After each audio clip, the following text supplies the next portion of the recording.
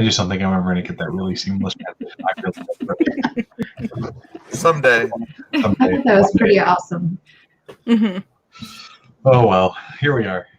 Hey, everyone. Yeah. Welcome to episode 5 of our Tiny Cthulhu actual play, Yukon Dark. As with last week, quick announcement, our Blue Planet Recontact Kickstarter is currently live on Kickstarter with our partnership with Biohazard Games. So awesome underwater sci-fi stuff. Go check it out. It's super well funded. There's all kinds of cool stretch goals. Blah, blah, blah. Spend money. Buy my games, whatever. I don't know. Here's your pitch. I've had a long day. That's what I got. And with that, we'll hand it over to Madi, who hopefully has not had as long a day as me. Had a pretty long day, but that's okay. It will be still an awesome night. I'm super excited for the things that I have planned. We'll see how you all deal with it. Let's go ahead and start by having everyone introduce yourself and then your character, but also what your character was last doing, so that we don't have to do like a major recap. Just what your character was last doing in the episode last week. So we'll start with Ashley this time and go around clockwise. Okay. My name is Ashley. I talk and record it, and sometimes people listen to it. That's what I do in my spare time. So I play Molly McGee, who is a new money dilettante. And last we saw Molly, she was walking back into the cabin and investigating the fact that, Wait, I just went over this morning. We saw blood next to the window, and then we went out, and the body's missing. So that's what Molly was doing last we saw her. Excellent. And Alan. I'm Alan. I'm playing Jameson Moore, the dog sled musher person. And, last we saw Jameson, he was also freaking out about a missing body, I'm pretty sure. So... and he's probably ready to shoot something at this point. Jameson wouldn't do that. He never shoots anything. No way. Again, in my defense, 4 sessions. I made it 4 sessions. The only other time I pulled my gun, I deliberately said I shoot him in the foot. So, that was a lot of restraint. Excellent.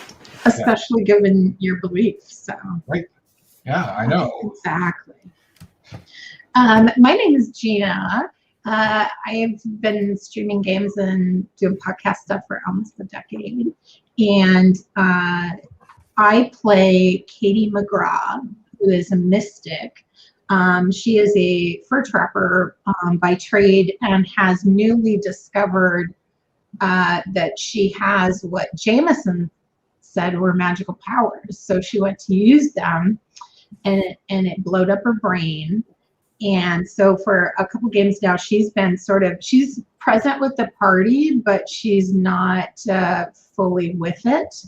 However, her raven companion, who has been with her since she was a tiny child, Edgar, is kind of hanging out with the crew and with Katie also. And I think the last thing Katie actually remembers, in addition to trying to perform intentionally perform magic for the first time and it didn't work, is Jameson trying to stab her. Right?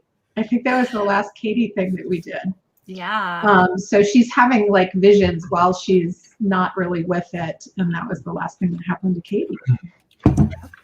I would just like to iterate that Jameson did not stab Katie. Just a vision. Everything's simpatico. We're good. A vision of the future, maybe. You know what? We'll see who goes crazy first. Yeah. Yeah. Okay, let's go to Ryan. Yes. Hi, everybody. I'm Ryan. I write and design role-playing games and do board game content creation on the channel Man vs. Meeple, which you can find on YouTube at Man vs. Meeple. I'm playing Blue-Eyed Bailey, who, for some reason, thought it was a good idea to follow Jameson into the woods and then watch Jameson murder someone, which may have... I don't know why I didn't think that was going to happen. But I went out there. We got the horses. The horses had gotten loose. This guy was loose. Jameson killed him. But apparently, even Jameson killing him did not stop him. So I think he's back. And That doesn't settle well with Bailey because Bailey literally, and Jameson as well. We actually literally watched what Jameson did to this person, and the fact that he could possibly be up and walking right now after that is not okay. That's not normal by any stretch. So No, it is not normal. I mean, this is a Cthulhu game, so not normal is our breakfast, right? Totally. I would just like to, again, in Jameson's defense, We're not bagging on Jameson's No, willingness to save the party. I think Jameson did the right thing by straight up murdering this man, but still, Yeah, it was not murder. It was he was a preemptive, member of our community. yeah, it was preemptive self-defense. that's exactly right. Preemptive self-defense. Wow. Look, he was up to no good, and he burned down a Yeah. tree. I think It's true. Paul is quoting some WandaVision at us. Yeah. I love it. That's Nice. awesome. Okay, well, just to give a quick introduction to myself, I'm Maddie Murdoch, and I write tabletop RPGs, fiction, and content. And I'm the GM, and we're just going to jump right in to the game because we kind of already got a little bit of a You all recap do. from all of our. Let's go ahead and start by. Are you guys hearing that too? Yes. Yeah. That was A my ghost, fault. a ghost of Okay. the machine. It was my fault. All right. That Excellent. was Jameson all along. Yes, definitely. Okay. Well, let's go ahead and start with where we're at, which is outside of the cabin. Bailey, you just found that all of the papers that Curtis, the man that Jameson killed supposedly last night, took back We're gone. or something, right? And Katie is kind of just standing in the doorway saying, "Oh, the papers are gone, guys." But she's again still kind of not quite all the way there. She is definitely looking at Jameson with a lot more fear in her eyes than she usually does. And so you can kind of tell that the vision that she had of Curtis's last few moments alive are really wearing on her. Because remember, Curtis was someone that she knew, not quite intimately, but she knew of. He was a member of the, kind of the social circle, if you will, up here on the frontier. So to have that memory in her head is just really kind of wearing on her. And she's definitely looking at Jameson with this like mixture of distrust and fear. Well, papers are gone, everybody. Somebody broke into the cabin while we were gone. I tried so hard to reassure her. I feel a little betrayed. I worked so hard at that little speech and monologue, and somebody else is shot tonight. For Delilah? Yeah, you mean? Delilah's fine. So your speech last time to Delilah Yeah. actually Oh, worked okay. quite well. Okay. Yeah. So she feels a lot more at peace Okay. with Curtis's death, although this new twist of events is kind of a little confusing for her. None of us are really on board with the new twist, so that's not True. just Listen, we don't know that it was Oh. Curtis back from the dead climbing in through the window with a bloody hand. It could have been another person with a bloody hand climbing in the window and stealing all Yeah. of Curtis's papers. Mhm. Could have been. That is true. Yeah. We don't Absolutely know. a possibility. I mean, we didn't see who climbed in through the window and stole these papers. Mhm. right. Well, what was on the papers? I don't know. So we discussed last time how there were a bunch of telegrams between people in the town and Curtis or Curtis's employer, who is Delilah's father, Dr. Erasmus Whitaker, the gemologist geologist who lives in Chicago. Okay. There was also a train ticket that was supposedly going to take Delilah and Curtis back to Chicago from wherever the nearest train station is to you guys. And then there's also a wanted poster, which none of you quite got a good look at. Now, I didn't assume we really got a good look at any of it, other than maybe to tell that it was letters. Did we get a good enough look to actually tell who the letters were from? You did see one telegram in particular that Curtis did show you all, which was a telegram from Barden That's right. to Dr. Whitaker, the Dr. Whitaker father, that said that he wanted him to come up to Porte Blanche and to bring the book.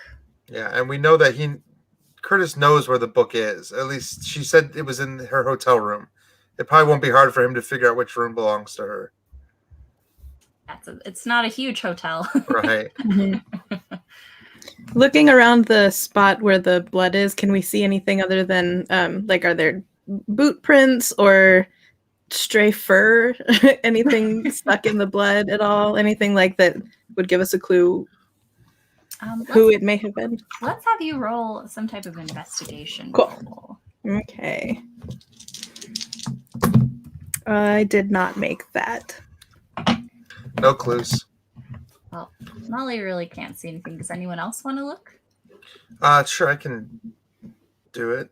I have insightful and perceptive both. One of them would apply to the situation. Okay. Okay.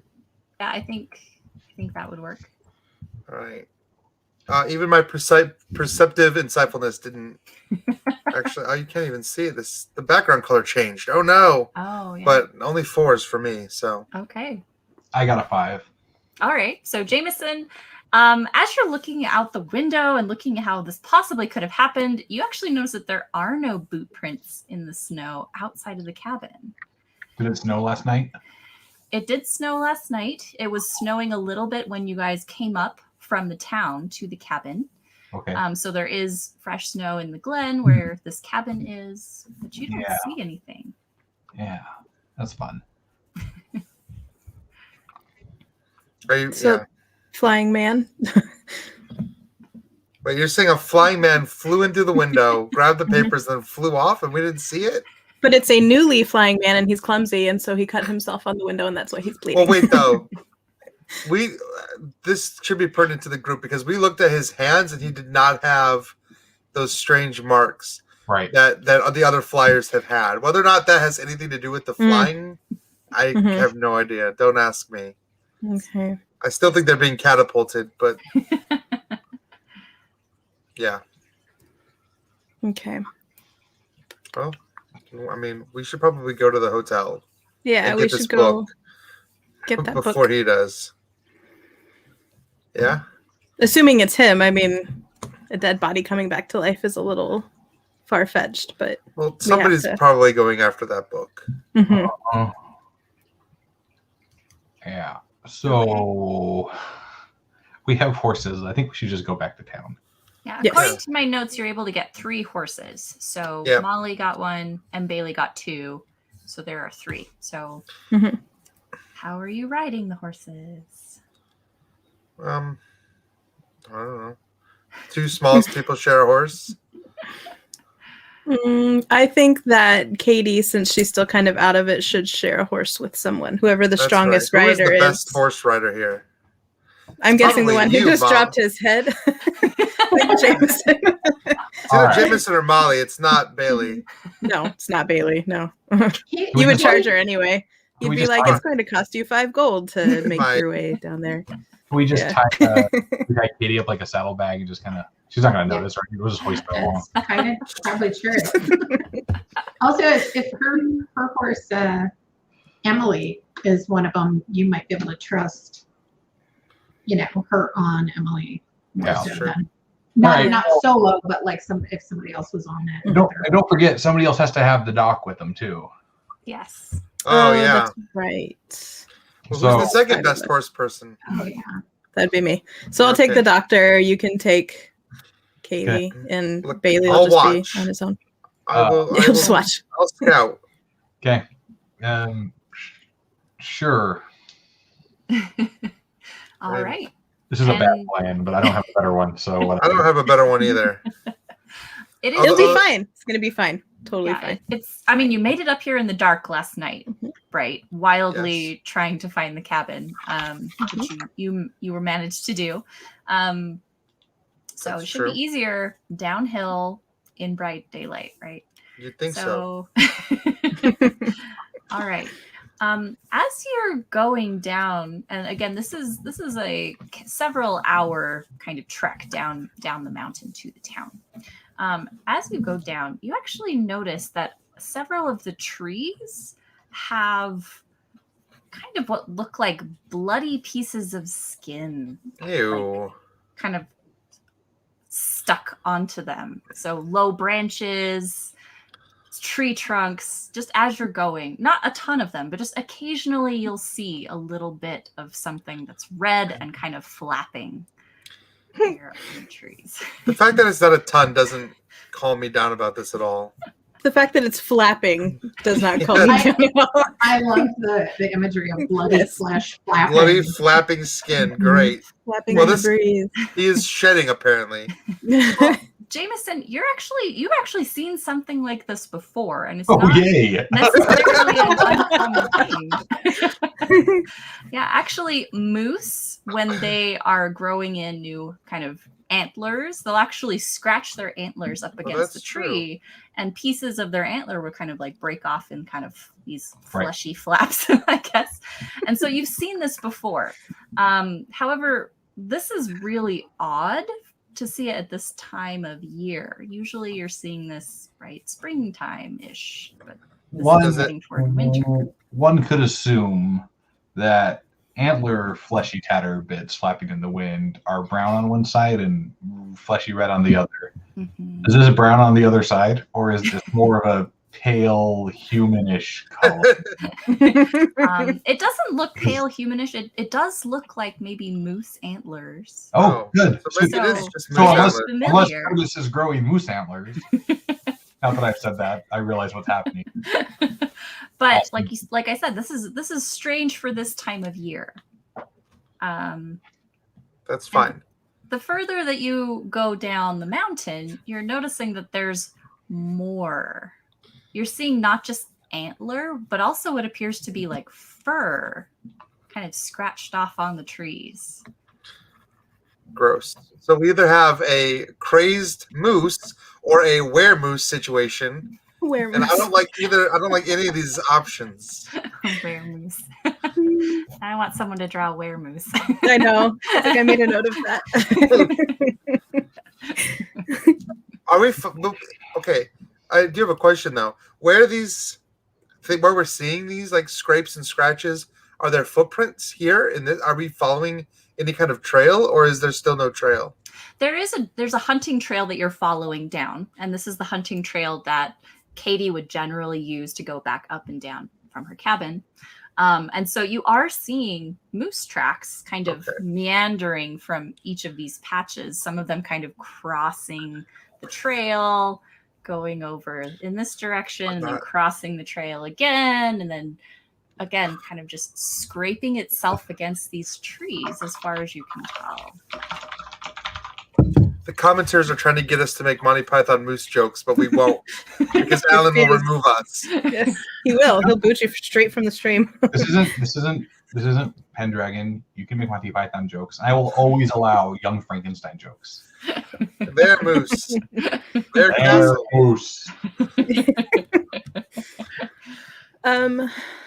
Okay. So there are out of season molting moose where moose is moosin in the woodsin. Very much moosin. Yes.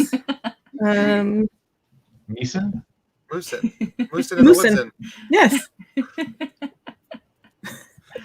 We'll explain it to you later. I get it. Thank you. Okay. And Dr. Whitaker, Delilah, she's kind of seeing all of this, and she's saying she's never seen anything like this before. And so she's horrified. She is like clutching onto you, Molly, with like really sharp fingernails and just totally scared. Like, what is that? What are we doing? Just like ignoring this. And she just kind of points as you just clop by on your horse. And she's like, I'll just say it's itchy mooses. It's moose. This is a normal thing that happens. I'll leave out that it's not normally this time of year, but I'll try and calm her down a little bit and just tell her it's something that happens with moose. Itchy mooses. Yes, itchy mooses. She kind of is just in shock. She's like, are you sure that's normal? Mhm. I can't believe anything would do that. Yes. Well, you know how like snakes shed their skin. This is kind of like mooses do that. They can't wiggle out of it, so they have to scrape against trees to do it. So it's normal. It's totally normal. Totally normal. Totally and absolutely normal. Yes. Normal. Nature is just gross. That's a fact. And then she says, what about that one? And she points to another tree. But this time it looks like there's not just like skin, but there's also like a piece of meat hanging onto the side of a tree. And she's like, is that normal? It's just a bigger moose. Bigger moose, that's all. And she's like, I do go over and look at it though more closely, just to okay. because there's a moose steak hanging off of the branch of a tree. Just keep writing. Just keep going. Okay, so you go off the trail to kind of take a look at this. A little bit, just a little bit off the trail, not far. Okay. As far as you can tell, yeah, it looks like maybe this moose got a little bit too enthusiastic and just like scraped maybe like a large patch of skin and then also like a little bit of muscle. Yeah. And you think, of course, right? I mean, I don't know if Molly has seen this before, but this is definitely unsettling. Bailey has Yeah. And you can definitely feel Delilah's fingers just like crushing into your shoulders. She's like, I can't believe anything would do that to itself. Yeah.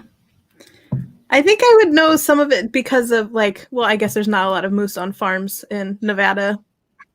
So maybe not. I was like, yeah, farms. They have all kinds of animals, right? Moose that just scrape against things. Yeah. Totally normal. I say, and then I turn around and go back to the trail with everybody else. Okay. As you're turning back, Delilah says, wait, look, it's right there. And she points and just kind of a few, maybe like a few feet past that tree, you actually see what appears to be like a mound kind of laying there. And she's like, is that the moose? Jameson, you want to do the honors? No, I just wanted to go back to town. Is this thing like on our path to town? I mean, it's kind of maybe like 20 or 30 feet off the trail, but it's definitely something that you're seeing while you're going down the road. So it's not like Snorlax where it's like in the path and you can't get around it or anything. No, okay. We don't have a Snorlax situation here. No. And Delilah actually kind of hops off the horse and she's like, I'm going to go take a look. Why? She's like digging holes in my arm. She's so disturbed by little skin flaps. And she's just like, ooh, a whole dead animal. I'm going to jump off and go toward it. But you did tell her that it was very natural. And so she's like, I did. Ooh, science. She's going to go science the dead moose. Okay. All right. I get off my horse. I give the reins to Bailey. I'll hold it for you. If anything goes wrong, just hightail it to town. And get my gun out. She kind of walks over to it and she gets a stick from the side of the trail. And she kind of gets up a little close and she's like, oh, and then she kind of like covers her face as she gets kind of this waft of what she describes as like maybe a dead animal, obviously. And so she's like, oh, I don't, that doesn't smell very nice. And then she gets really, really close and she's like, oh, it is the moose. And then she like turns to you, Jameson, and she's like, are you sure this is normal? And she's kind of like poking at it with the stick. And Jameson, as you kind of come closer to see the moose, you notice that this moose has torn up both sides of its head completely. Like its antlers are in complete tatters. There are bits of it broken off. There is skin missing from either side of its face. And there's a huge gouge where it looked like it basically rubbed its neck down to the bone right off. And you can see this gaping wound there. And as you're kind of taking a look at it, you notice that the moose is not quite dead, but it's definitely been there a while.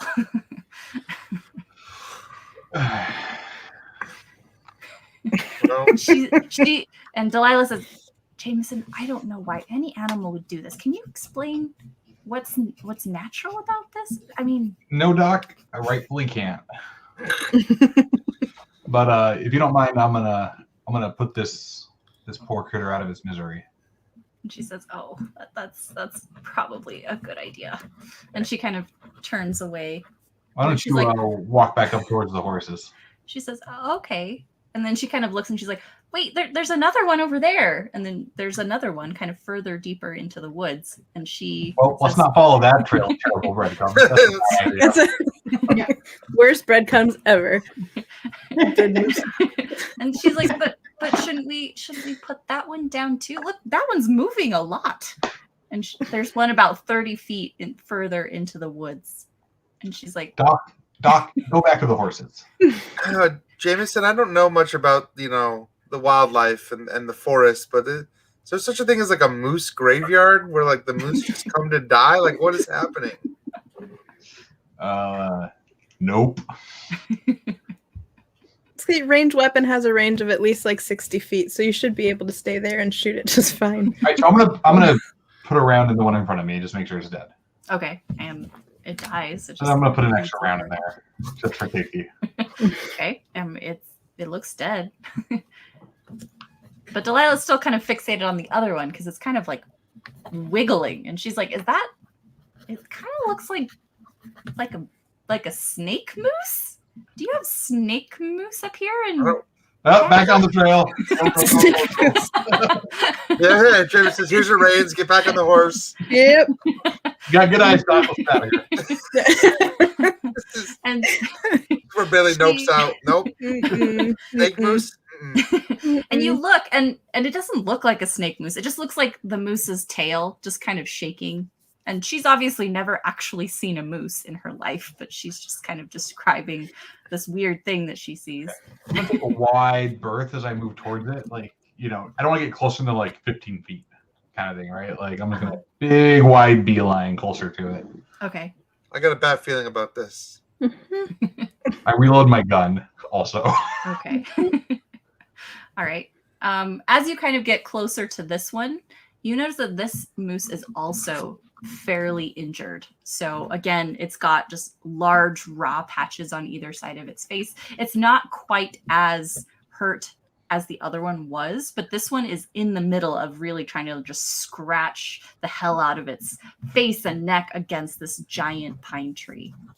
It's kind of got this wild, crazed, bloodshot eye, and it's definitely kind of making some very aggressive noises as if it's trying to just get something off of its face. What's on its face? Is something hugging its face? One game out. You're back in the alien game. Yeah. So, I mean, you can't visibly see anything wrong with this moose. It just looks like it's just crazed. It's severely agitated. It's trying to get something off. It keeps shaking its head. It hasn't noticed you at all as you're kind of getting closer to it. And again, that's a little weird because usually if a moose hears gunshots, it takes off. But it seems like it didn't hear the gunshots that you just fired just a moment ago at all. It's totally oblivious to everything else around it except for just rubbing itself against this tree. Jameson, what's going on with its face? Don't know. I'm not getting close enough to check. Mm-mm. I'm going to stay that 15 feet away or whatever. Okay. And I'm going to put it down. Okay. This time I'm going to make you roll to hit because this one is standing up and it's kind of Moving. not quite alert, but it's not laying down. I will miss. Okay. You shoot and the bullet just flies past it and instantly it kind of freezes and then it kind of looks toward you and instantly charges at you. And Delilah screams because this is scary. If I had a button on the voice, I would immediately beat myself because that's what I am saying. Okay, so we're actually going to roll initiative because we have this wild, Nope. crazed moose just barreling toward Jameson. Okay, so let's. All right. Anyone who wants to help Jameson or be involved, let's have I'll you help roll. Jameson. I feel a little responsible since I'm the one that went to look at the moose to begin with, so Yeah. I will help. Ooh. I've been cleaning up your messes all campaign. I want to be clear. I have no idea what you're talking about. I got 11. I got 7. Okay. Just a second. So Molly got 11. Bailey got 7. Jameson, what'd you get? I got a 9. 9. Okay. Niner. All right. The doctor, let's see. Doctor also got a 7. Is Edgar available to get swoopy scratchy on the zombie moose? Yeah, if Edgar wants to be involved, Edgar has been a little weirded out by the last 24 hours because he could definitely see what Katie was experiencing last night in seeing Curtis's death. So she kind of telepathically communicated that experience to Edgar. So Edgar experienced what Katie experiences. Does he want to get involved in this, Gina? I think if he felt like it was protecting Katie, he would try. But I think it would be cool if there was a 50-50 chance of him being not very good at what he's going to try to do. Okay. So do you want to roll to see?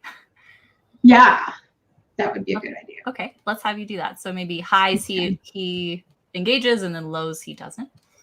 Do you like 2d6 or do you want to just do the 1d and it's like a success?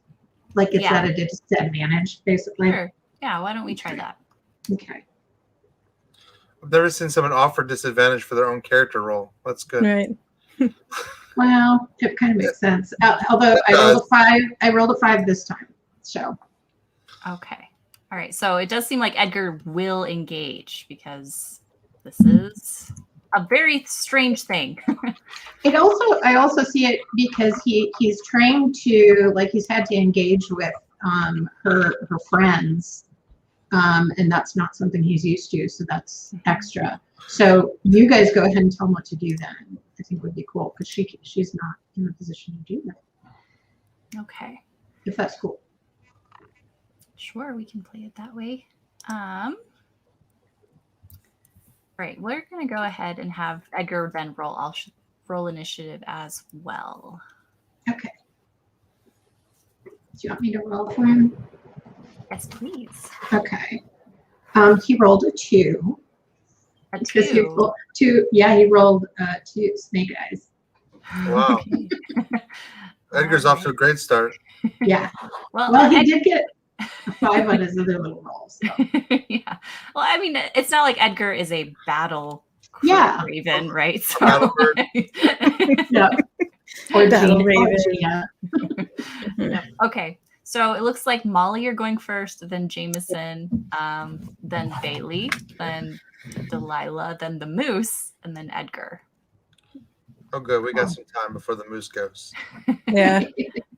Okay. So Molly, you're first. I'm going to pull out my little sawed-off shotgun. I don't know if it's a sawed-off shotgun. It's a small shotgun. My weapon, and I'm going to shoot at it. Okay. And I got a 5 and a 6. All right. Excellent. So I succeeded. Excellent. And I will do it again. I'll shoot twice. Sure. Okay. And I succeeded again. All right. So, Molly, you notice as you're shooting at this moose that it doesn't seem to really register the shots at all. Like, it kind of staggers back a little bit, but like it doesn't appear to have felt any type of pain, even though you shot at it. Okay. Okay. All right. It is Jameson's turn. Jameson, this thing is barreling at you. Yep, Bring no it problem. down. Running Bring back it to the down, horse. Jameson. Nope. Back to the horse. Okay, you're gonna Two run back to actions, the horse. back to the horse. So nope. I'm out. Okay. I'm not gonna stand there and take a zombie moose charge to the face. Excellent. Okay. So you spend your whole turn just running back to the horses? Yep, 2 actions, just full speed. As fast Awesome. as I can go. All right. We'll definitely have you do that. Okay. Trying to put as So- many trees between me and the moose as I can. Smart. Excellent. Okay. And then Bailey, it's your turn. So I'm gonna use my actions to, because I've got Jameson's horse, because he handed me the reins. So I'm going to bring the horses. If I see Jameson running, I'm going towards him with the horses, and if I can use my action to help him mount, I don't know how that's a thing, because he's got to use his own actions, but like hoist him up onto his own horse or something. Like, Okay, I'll let you bring it close enough that he can just kind of swing up real quick, and he can use one of his move actions to there actually we go. mount. Let's do the that. horse. Cool. Okay. Awesome. With that. Sorry, Right. sorry, Molly. Ride. Okay. Now it is Delilah's turn, and Delilah runs the other direction. She saw the moose go toward you, Jameson, and she just ran deeper into the woods because she screamed, didn't know what else to do, Well, took off dead. barreling in that direction. Oh, she's dead. It was good to know her. I'm sure she's fine. Yeah. Okay, so the moose is No. running at you, Jameson, and he is going to try to gore you Oh my with gosh. his horns. So he's actually going to make it. So he's just going to kind of stab you in the side with his horn, just barely kind of grazing you. Doesn't quite knock you off of the horse. Oh, that's good. Yep. His icky, pulpy antlers. Yep. Yeah. Gross. These are gross. He just got like, smeared. It's got moose on you. Mhm. Jameson is the first Tiny Cthulhu character to die from infection. Okay. And that was actually a heavy melee weapon because it's a freaking moose, right? Mhm. So it's going to be 2 damage. But that's its whole turn. It's just going to try to gore you, and that's it.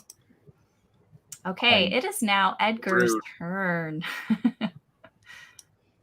Molly, do you wanna direct him to do something, since you thought of trying to utilize him? Like shouted him up in the sky. Do something. Yeah, like Throw him. I'm picturing like from Wizard of Oz with the flying monkeys, where she's like, you know,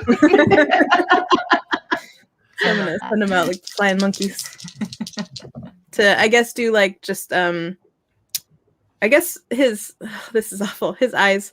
I'll have him. I'll see if Edgar can go like for his eyes with his claws, because if he can't see us, maybe he can't come after us. So Okay. Smart. Okay. and 1 success. All right. So Edgar goes and tries to just swoop down and claw at one of the moose's eyes, and is able to not quite get the eye, all of the eye, but at least scratches it pretty good. So just Okay. enough to anger it. Yep. Yeah. Now we Moose have is angry now mad. zombie moose. Right. Awesome. Angry zombie weremoose. Awesome. And he gets 2 actions as well. Does the flying over there count as like a movement action, I'm assuming? Yeah, it does count Okay. as movement action because it was over by Katie, right? Yeah. Yeah. Mhm. Of course. Okay. Okay. Or was Katie on Jameson's horse? So maybe I she's was gonna ask. I don't know who she's riding with. She's with Jameson. okay. So yeah, let's say that the moose was right there. So then Edgar gets Okay. a second Yeah, action. that makes sense. Cool. More swoopy scratchy. This one does not. hit. Okay. So just at the last minute, the moose kind of bucks its head, and Edgar doesn't quite get the eye completely. Okay. All right, Molly, we're back up to you. Okay. So you just watched us abandon you. Yeah. Yeah, you're just I was kind gonna of say. back on I'm the like they're track. like leaving, so I'm gonna start running as To be well. fair, Jameson did yell "run" to you as he ran away. So It's true. He did. I was covering you. You think you clean up all my messes? I'm trying to cover up your were moose attack. So you're welcome. I'm gonna take off with them though. Okay. I need to Go, roll? like down the hill? You're going toward you're going toward the moose? I didn't quite get what Oh, where? Because they're abandoning me. So I'm gonna go with them. Like I'm gonna start I to see. head away as follow well. us. Or should I go get the doctor? I I don't should probably go get the doctor. I mean, Uh, yes. Do you feel a moral obligation to save her? No, I don't. I'm going to Yeah. leave. No. That's the question to ask. I do. Molly does not. So That's Molly. That's what I meant, really. yes, yeah, yeah. So I'm gonna take off. Okay. All right. We'll get her later. We'll come back around for her. No, no. She's safer than we are right now, so That's she doesn't have a moose chasing her. Hey, Jameson, it's your turn. You got a wild moose, just crazily just bucking around you, trying ride to for the hills. Yeah. So, You ride for the hills? nobody's chasing the doctor, right? Like, No. we've agreed as a group that what is done is done. If you play stupid games, you win stupid prizes. Yes. Yeah. The character with loyalty as a belief is kind of incapacitated. So All right, we're out. Yeah. I mean, we can find her later. She can meet back up with us. If I say Jameson speeding up, I'm speeding up too. I'm like, we're going. Does the moose look like it runs weird or limps or anything, or does it seem like it's full speed moose? It definitely feels like it's not quite walking straight. Like it's kind of like Great. meandering. All out gallop, just full Okay. speed. Yep. All right. So you take off down the hill. Mhm. As you're going down the hill, right, you actually hear Katie behind you on your horse whisper, "Curtis is out there." Ooh.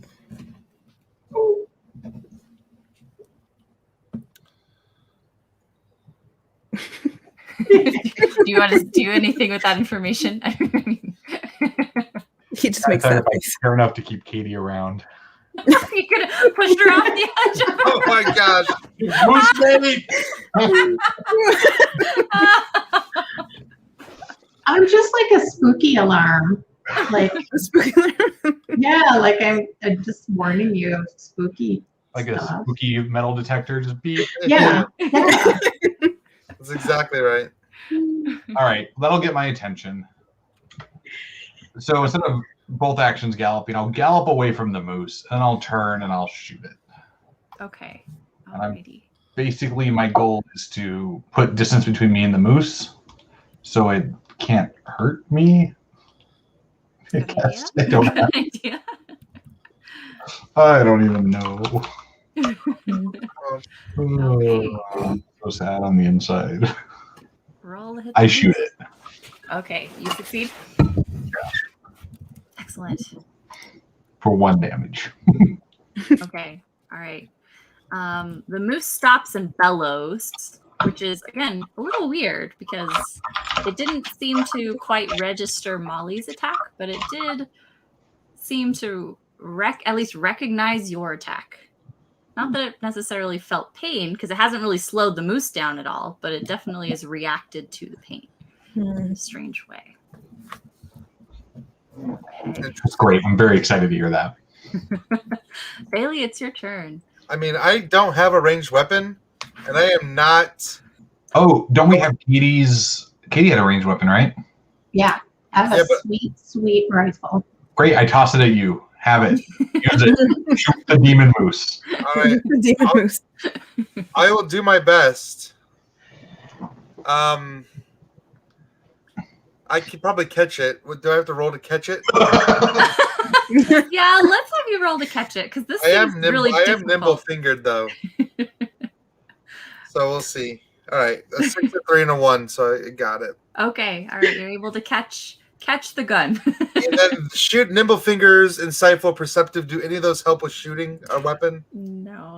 Okay. Then we're gonna see what happens. And missed. Okay, you fire in the air Which because is you're like, ah! Probably appropriate. I mean, I don't shoot guns on the ground, let alone while riding a horse. So, Add a but you know moving what? target. If I could at least scare it, or like, Right, because carrying the giant zombie moose is working. hey, whatever we have to do. I tried. Okay. My I give Jameson a guilty look. my Katie nickname Moose Bait McGraw plan. That's plan B. Excellent. Okay. All right. All of you actually hear Dr. Whitaker scream Oh boy. You can't see her anymore because she's kind of ran into the woods, but you hear her scream.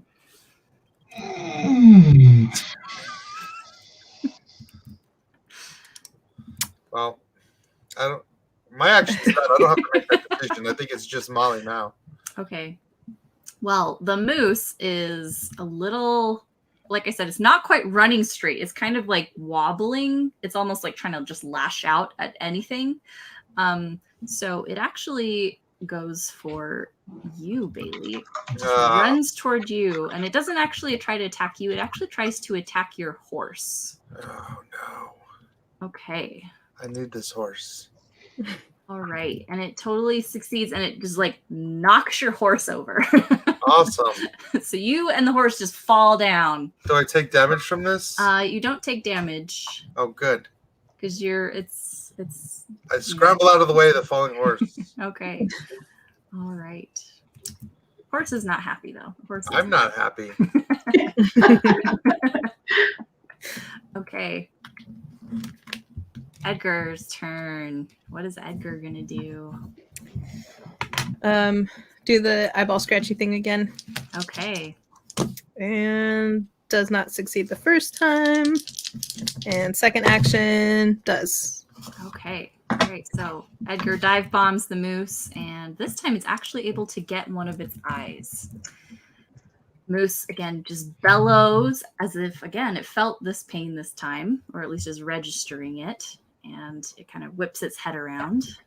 But doesn't quite. It's not. I mean, it's not able to get a flying creature, so it's just kind of watching it. All right, Molly, it's back up to you. Bailey is down on the ground. Jameson's turned back around to shoot it. You all heard Delilah scream off in the distance. My feelings are hurt because I appeared to not be able to hurt it. So I'm going to shoot it first, and then I'm going to run after the doctor because I'm the only one that it's not reacting to my bullets. I'm like, what? Are my bullets not good enough? So I'm going to try and shoot it again, and then I'm going to ride past it. And I succeeded on the shooting of Okay. it. Yes. Excellent. All right. Now, this time, when you shoot it, it does feel like, or it does seem like the bullets did hurt it. In fact, a lot. It actually kind of pauses and shivers in pain and kind of, again, makes a bellowing sound. I didn't mean to hurt it that bad. I just wanted to have something different. It's a raging zombie moose. Hurt it as bad as you can. It's not a zombie moose. It's just a Whatever you moose. say. Okay, and then I go around it in the direction of the scream to Okay. get Dr. Whitaker. Awesome. All right. Okay, Jameson, it's your turn. Mhm. Molly has gone in the direction of the screams after shooting the moose. The moose has knocked over Bailey. Mhm. Mhm. All right. Thank you, Paul. Moose bumps. Oh my god. That's awesome. I'm disappointed in myself for not coming up with that because that's good. I like it. All right. So I'm gonna. Who's on the horse with me? Katie. Katie. And Katie has whispered, like, Curtis is out there. Yeah, that's great. And she's kind of looking in the direction of where Delilah went. All right. So I'm gonna. How wobbly does the moose look? A lot more wobbly than it did a minute ago. All right. So we're on Katie's horse, Emily, right? Yes. Okay. I'm going to ride Emily into the moose, knock it down, and then I'm going to shoot it. Okay. I'm going to knock it off its feet, basically, right? Like shoulder check it with the horse and then shoot it a couple times. All right. Let's see if you can do that. I mean, obviously you have Beast Speaker, so maybe you can use that to Sure. make the horse do what you want it to do. It'll be okay, horse. It's just a giant zombie moose. Don't worry. This giant hole in my side is not an indicator of anything that could happen to you. Totally convincing. Right. Yeah. Cool. I was successful at attempting to slam the moose. All right, you are able to slam the moose. It goes down. It kind of slips over its own feet after you push it over, and it falls down. Definitely. Okay, and you shoot it? Yeah. Okay. And I do. Yes. All right, you hit it. Okay, and this time, again, the moose seems like it's in a lot more pain than it was just a few moments ago. And it's starting to kind of slow, and it kind of is struggling to get up onto its feet. Okay, Bailey, you are on the ground. Your horse is knocked over. But I'm going to point my gun at that thing as I see it fall, and I'm going to shoot it. Okay, roll a hit. Nope, but I will shoot again, right? Because I can fire 2 shots. So we'll see. That one is a hit. 5-5. Okay. Excellent. Okay. All I hit something. You did hit something. All right. And just like last time, the moose seems to be slowing. All of these bullets are really starting to take a toll on the moose. Hope. Starting to kind of lean and not be able to quite get back up. All right. Now, Dr. Whitaker screams again, and she actually calls for help from the 4 of you. And so you can hear her, and it sounds like she is kind of moving further into the woods, but she's definitely crying for all of your names. Okay. All right. Now the moose is going to try to get up, and it's going to try to gore your horse, Jameson. Sure. Okay. That makes sense. Also, it's Katie's horse, so really it's not. Okay. It doesn't quite do it though. It kind of slips and just tumbles over and isn't able to quite reach the horse. Okay. It is Edgar's turn. Okay. I will send Edgar the attack raven to defend Dr. Whitaker. I will say fly and find her, and then like if he can kind of track where she's at, then that'll give me an idea of where to go, because I'm just going off of hearing her screaming right now. So I'll send the raven to go and find her. And I'll say if she's in trouble, like do the attacky thing with the claws. So the attacky claw thing. Yes. Yes. Mm-hmm. Okay. Excellent. Katie, this is just a question. Would Edgar kind of understand other people and would he be inclined to follow what they can? What I was kind of thinking is that with Katie not able to communicate with him, that he would be trying really hard to understand them. So normally he would just not care probably and only talk to her, but I think he would be trying to. Okay. It's just been kind of out of it for, I don't know, a couple days, day or so. Okay, sure. All right, so Edgar does fly in the direction of the screams. Excellent. Okay. All right, Molly, we are back up to you. And as you're kind of going through the woods, you are now off the trail. So this part of the woods is actually quite thick. You're having to kind of weave in and out, and you're following what appear to be Delilah's footprints as she was kind of running in the snow, weaving in and out of the trees. Eventually, though, you see another set of footprints and then some hooves. Oops.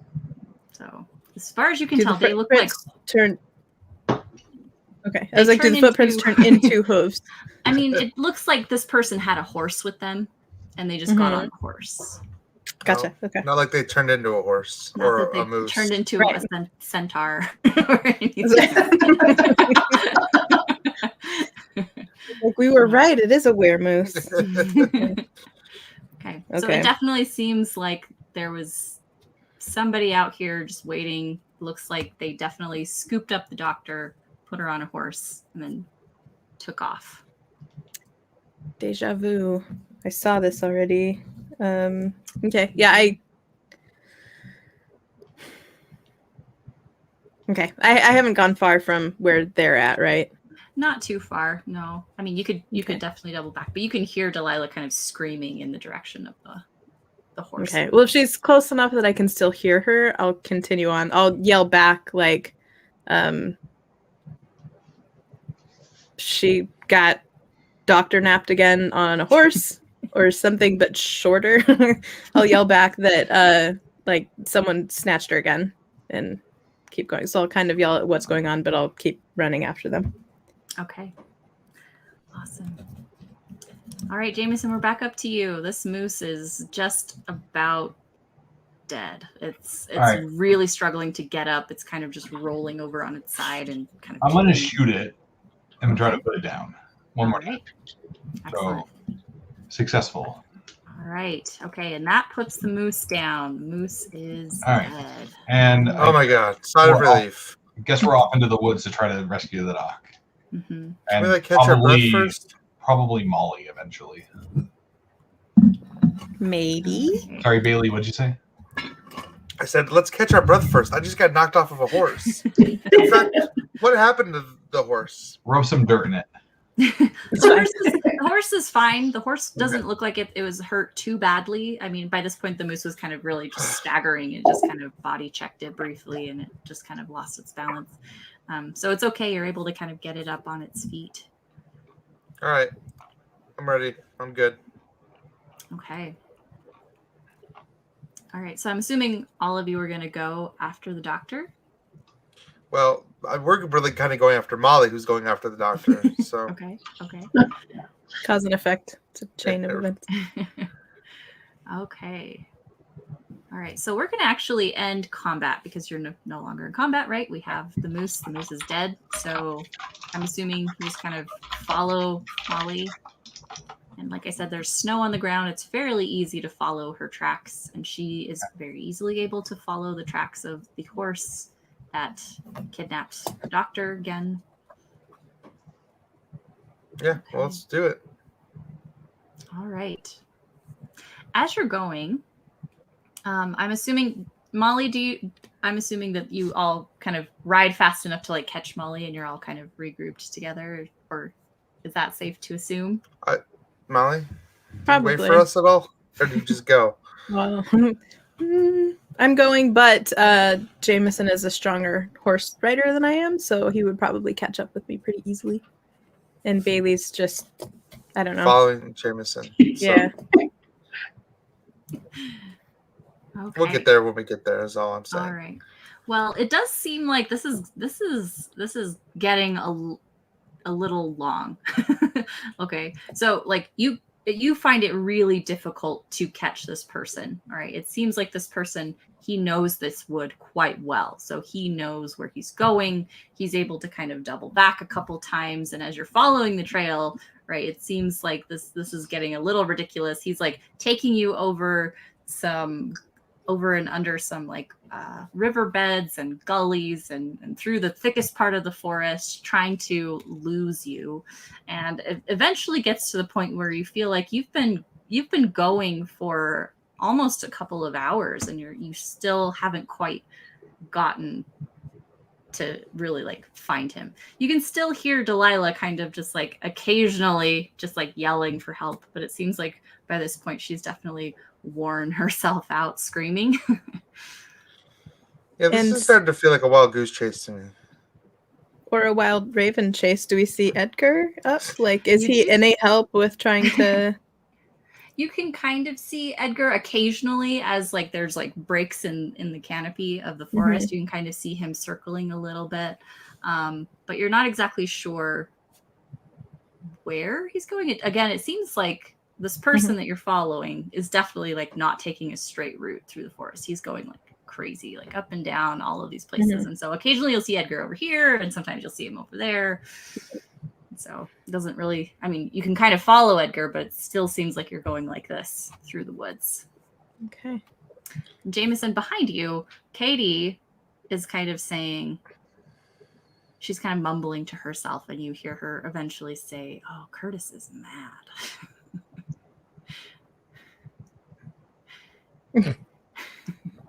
Yeah.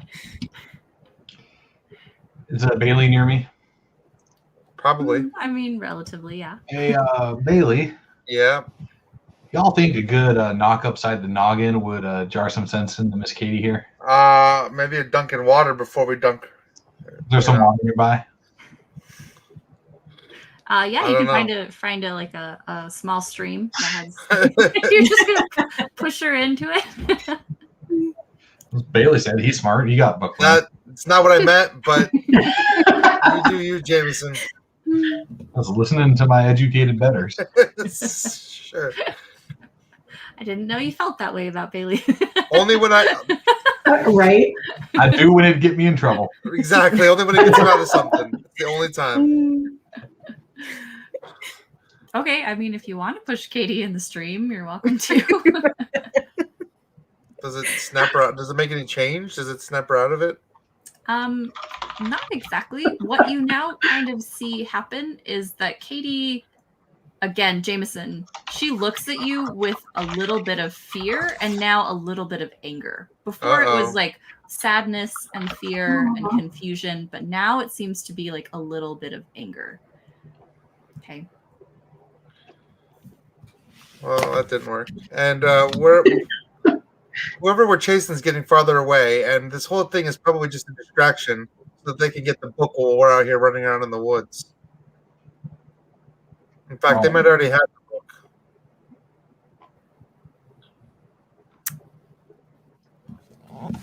Okay. By this time, Edgar actually comes back and perches on Katie as Katie kind of just like sits up out of the stream. He perches on Katie's shoulder. Now, Katie, the reason that you're mad at Jameson is because you are starting to see kind of a vision of a person riding a horse. They're definitely going through the woods on this horse. This person has like this really intense anger. And he also, you can kind of tell as you're experiencing this vision, you can tell that this person is also very annoyed. And so eventually, this person gets off of the horse and he opens the saddlebag. And out of the saddlebag, he pulls what appears to be some type of candle made of black wax. He lights this candle and he puts it on the ground.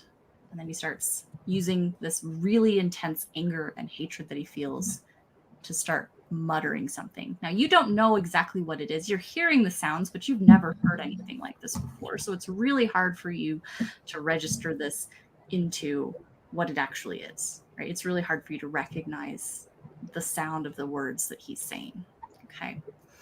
And then, after muttering these words, he blows the candle out and then takes the candle, puts it back in the saddlebag. And suddenly this really intense feeling of relief washes over you.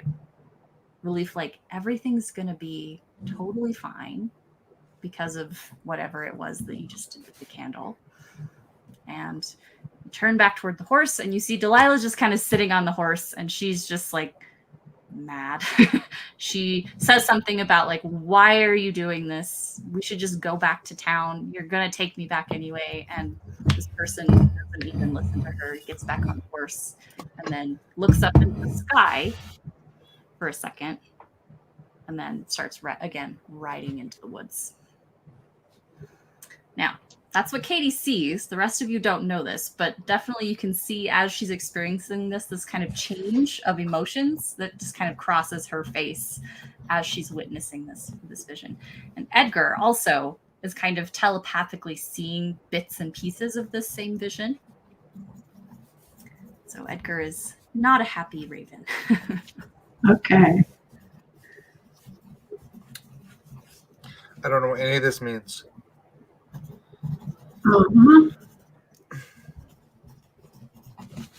And I mean, I still am not. I mean, I'm not in control of my character. Not quite. No. Right. I'm hoping. So the rest of the party. that's okay. Then you decide to go after this person, so we can do a one of those like crunch timelines where I'm like, it takes you 3 days to track this person down, and then you'll have control of your character. Oh, no worries. So the anger, if I'm getting this right, not that Katie necessarily understands all this, but the anger was not getting pushed in a freezing cold river. it was probably just the wash of the emotions as she kind of embodies Curtis again. And then goes through the ritual, whatever he did. And then so they would see her, like you said, be like, have this rage sort of come and frustration come over her. And then all of a sudden it just washes away. And I think in keeping with the segments of stuff she was able to kind of communicate before, she would just say, all better now. The black candle made it all better. Okay. So that's probably three of you hear Katie say this very strange thing. Everything she's been saying has been strange to me. That's true. Excellent. Awesome. Well, we got to keep going, I guess. Yeah. Okay. Katie also kind of points and she says, look over there.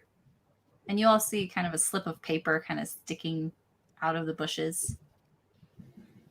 Well, I go over and get it. Yeah, what is it? Okay, you go and look at it, and it is actually the wanted poster that was in the collection of papers that Curtis had. Okay. And you look at the sketch of the person on the wanted poster. And it seems like just some type of bounty was put on this person. And it has a very obvious picture of someone that looks exactly like Barden, right? Uh-oh. So, I mean, if you really had to make an educated guess, you would say, absolutely, this is Barden. I mean, it's still a sketched picture. It's not a photograph, obviously. But you could just say, like, yes, absolutely, that's Barden. So he's a wanted man.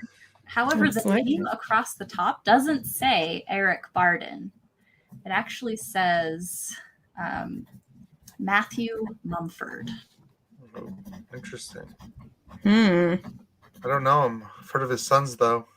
Mumford and Sons.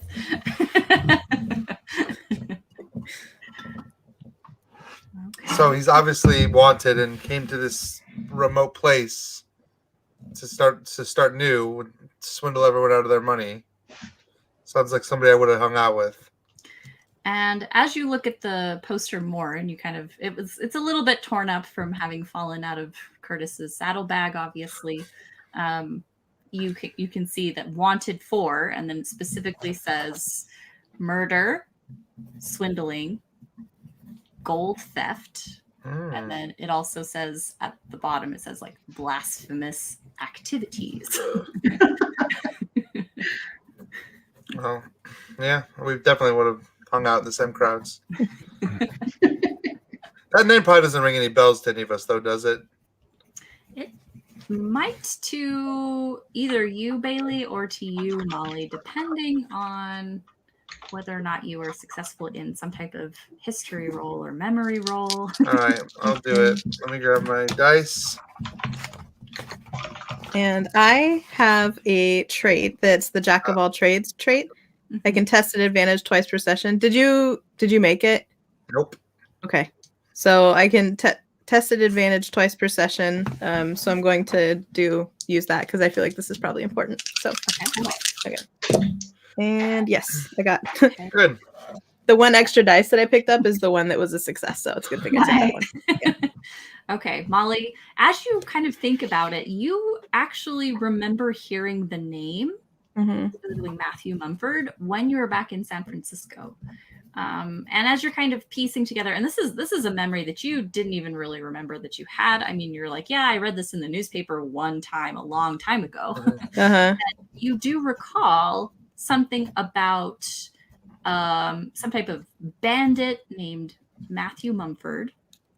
And he was actually responsible for stealing a shipment of gold ingots from a mining company that had put it on a train. And he had supposedly, according to the newspaper, hired a bunch of thugs, and they had actually taken it from this train. Interesting. Okay, I share that information with everybody. Okay. I say, yeah, I remember when I was back in San Francisco, that name is ringing a bell. He was, a bandit, hired people, and they robbed all of the gold off of a train. So that makes a lot of sense given what we know about him here. Yeah, I guess we know where all the gold came from. It didn't come from this mine, that's for sure. And possibly all of his people that he's hired to work in this town. Correct. Bunch of thugs. Mm-hmm. Okay. Well, let's go ahead and take a little break. Let's take a 7-minute break because we're doing halfway in, and then we'll come back at 8:48. All right. Boy. We'll be back. Okay. Nice.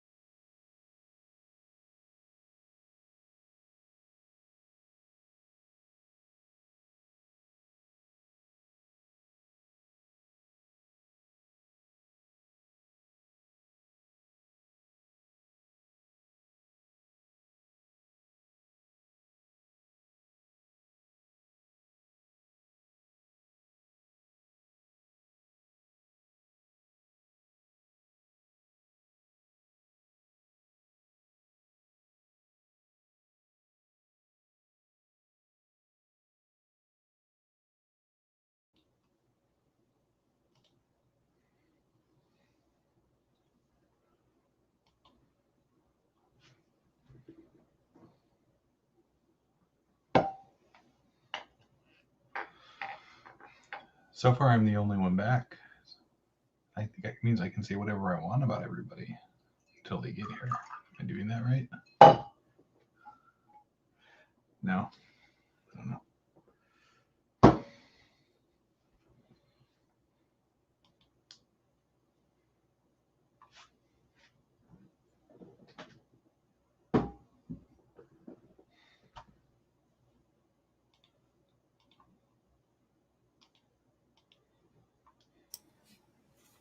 Hey. Hello.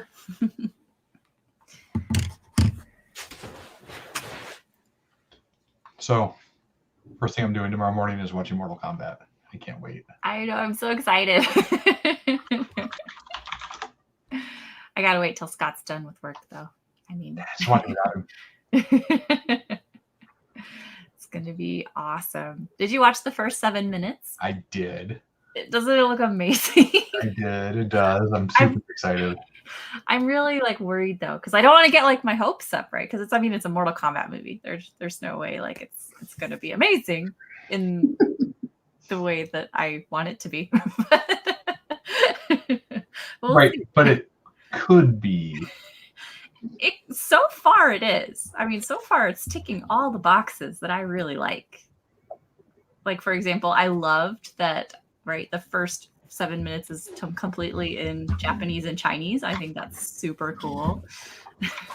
You must be talking about Mortal Kombat. Mhm. I didn't watch the first 7 minutes on purpose because I'm watching it tomorrow and I don't want to watch it twice. It's worth watching twice, though. It's a pretty cool. I mean, I will probably watch the movie 3 or 4 times like this weekend alone, so it's not really a thing. That's a few times. Yeah, I will probably just watch it on repeat while I'm working and other stuff, but I don't know, man. I feel like this is going to be a hit for me. We have a little pool going as whether Sub-Zero or Scorpion is going to come out on top. Oh, I bet I know the answer. I want to know this pool. You already know the answer? I bet I know the answer. I think it's Scorpion. They've made Scorpion a much more sympathetic figure. Well, also, it's been out for a week everywhere but the U.S. Oh, see, well, I didn't read any spoilers. I didn't want to. I avoided everything I could possibly avoid. So I hate spoilers. I don't mind spoilers. I don't seek them out. I I mean, mind they spoilers don't when ruin my life. Like, I don't get like angry about it, but I don't. Mhm. I like to be surprised by stuff. I like being surprised by books. I don't necessarily care about being surprised by movies for some reason. I don't know. There's some stuff that if it had been spoiled for me, probably would have lessened my enjoyment of the movie. But in general, it doesn't really happen. Wow, I like your shield. Oh yeah, it's gonna get hung up back there. Actually, I just haven't hung it up yet. Awesome. Nice. I have a few of those in my house. Yeah. For real? Nice.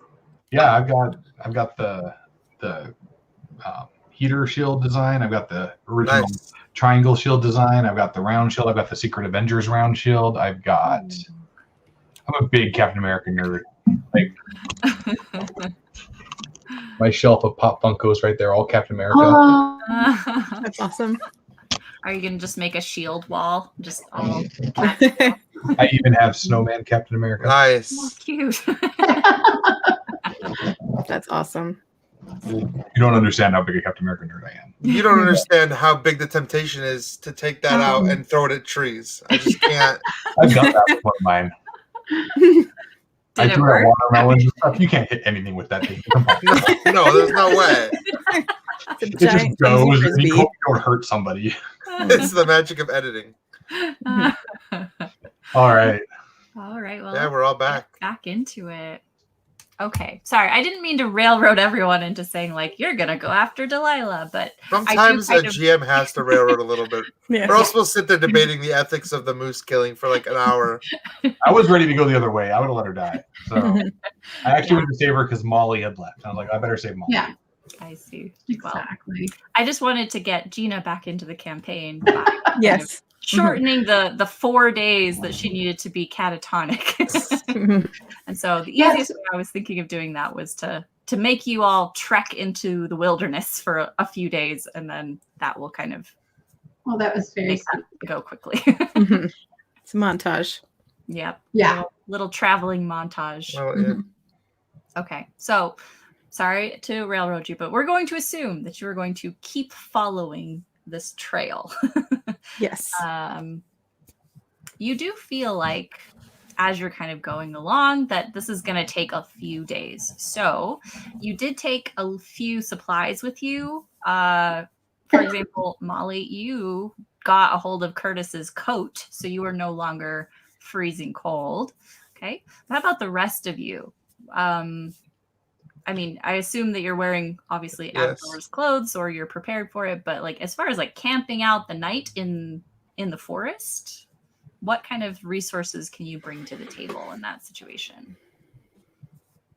Emily would be pretty well stocked, just so you guys know, because that is how Katie travels. And if she's going to be in town or if she goes out to do some trapping, that's the nature of having, you know, why she has Emily. So she's probably got a lot of stuff in Okay. saddle bags and in the pack and stuff like food and That makes sense. Sure. blankets, stuff like that. So let's just go ahead and assume that Emily has a lot of things in her saddlebags that you'll find useful. So anything that you feel like would logically be in a fur trapper's saddlebags, I'll let you just. Oh, I can think of a lot of things. I know, Well, I this have a stuff. list. Oh, nice. But that's Saddlebags of holding. Yeah. Mhm. Essentially, yeah. So if you just kind of just say like, I have this at my disposal, like Okay. as long as it's logical, I'll let you have it. Yeah, for real. Okay. So I am, though, going to ask that all of you do make some type of just outdoorsy survival check. If you're a character that obviously knows how to do this well, they'll get advantage. Nope. I have You wanna- a survivalist trait. But I should be okay with the 6. And Monty, Okay. do you want to roll for Katie again?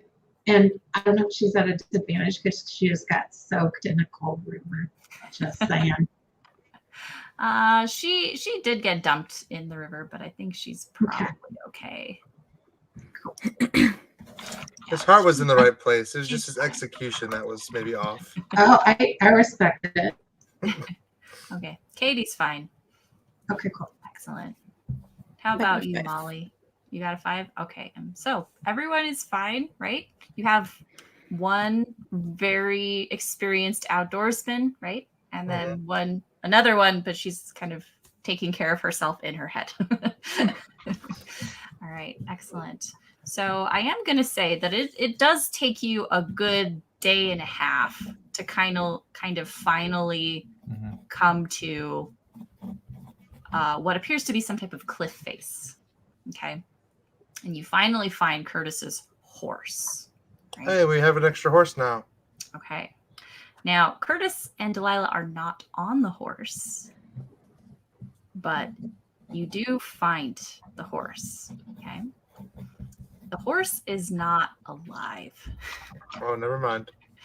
And as you look at the horse, you notice that the horse has some deep gouges in its throat. You also notice that the belly of the horse has been ripped open and most of its innards are missing. Yeah, this just got super weird. Oh, this is where it gets super weird? Okay. Yeah, well, So not the weremoose zombie attacks or anything like that. It's the Maybe just this- dead horse. Flappy, fleshy thing. well, not just a Right. dead horse. It's like a ritual sacrifice horse. Or I don't think that the way I that's- am reading this is an animal attack. Oh. or If the throat has been kind of Curtis slashed. attack. Mhm. It definitely Possible. seems more like an animal attack. You can see what appear to be kind of claw marks or bite marks just all over Okay. bits of it. Yeah, but what animal? A werewolf? I mean, a weremoose? It's a weremoose. It was hungry. So. You look around and you can see some footprints going off in a direction, but you don't really actually see any animal tracks. So Curtis is the Jump off weremoose. cliff. Or they flew away. I don't even know at this point. Is there like a ship? Like, is this a cliff overlooking like the river, or is it just like overlooking more forest? This is definitely a cliff overlooking more forest. Okay. So you're in the forest, the thick of the forest. They're just kind of at the foot of this cliff. You find the horse, and the cliff just kind of goes straight up, maybe about 100, 150 feet above your heads. And we see human footprints going off a different direction. Mm-hmm. They kind of go off along the edge of the cliff. Is there just one set? Of the cliff. Okay. No, you see very clearly Delilah's footprints and then another set of footprints. I don't know what did this to the horse, but I think they went that way. So. Sure, seems good enough idea to me. Mm-hmm. I mean, do we follow? Jameson, you're the tracker. What's your expert opinion on the footprints that are going this direction? I mean, my expert opinion is we should go back to town. Well, we'll go back once we find her. Right? It's probably for the best to find her. Is this cliff a landmark that we've seen from town at all? Yes, this is quite a large cliff, and so you could have seen it definitely like up the hill, up the mountain. All right. I mean, I'm a tracker. Can I find a way to follow these tracks and figure out where to go? Absolutely. All right. I'm not happy about this, just so we're all on the same page. I was successful.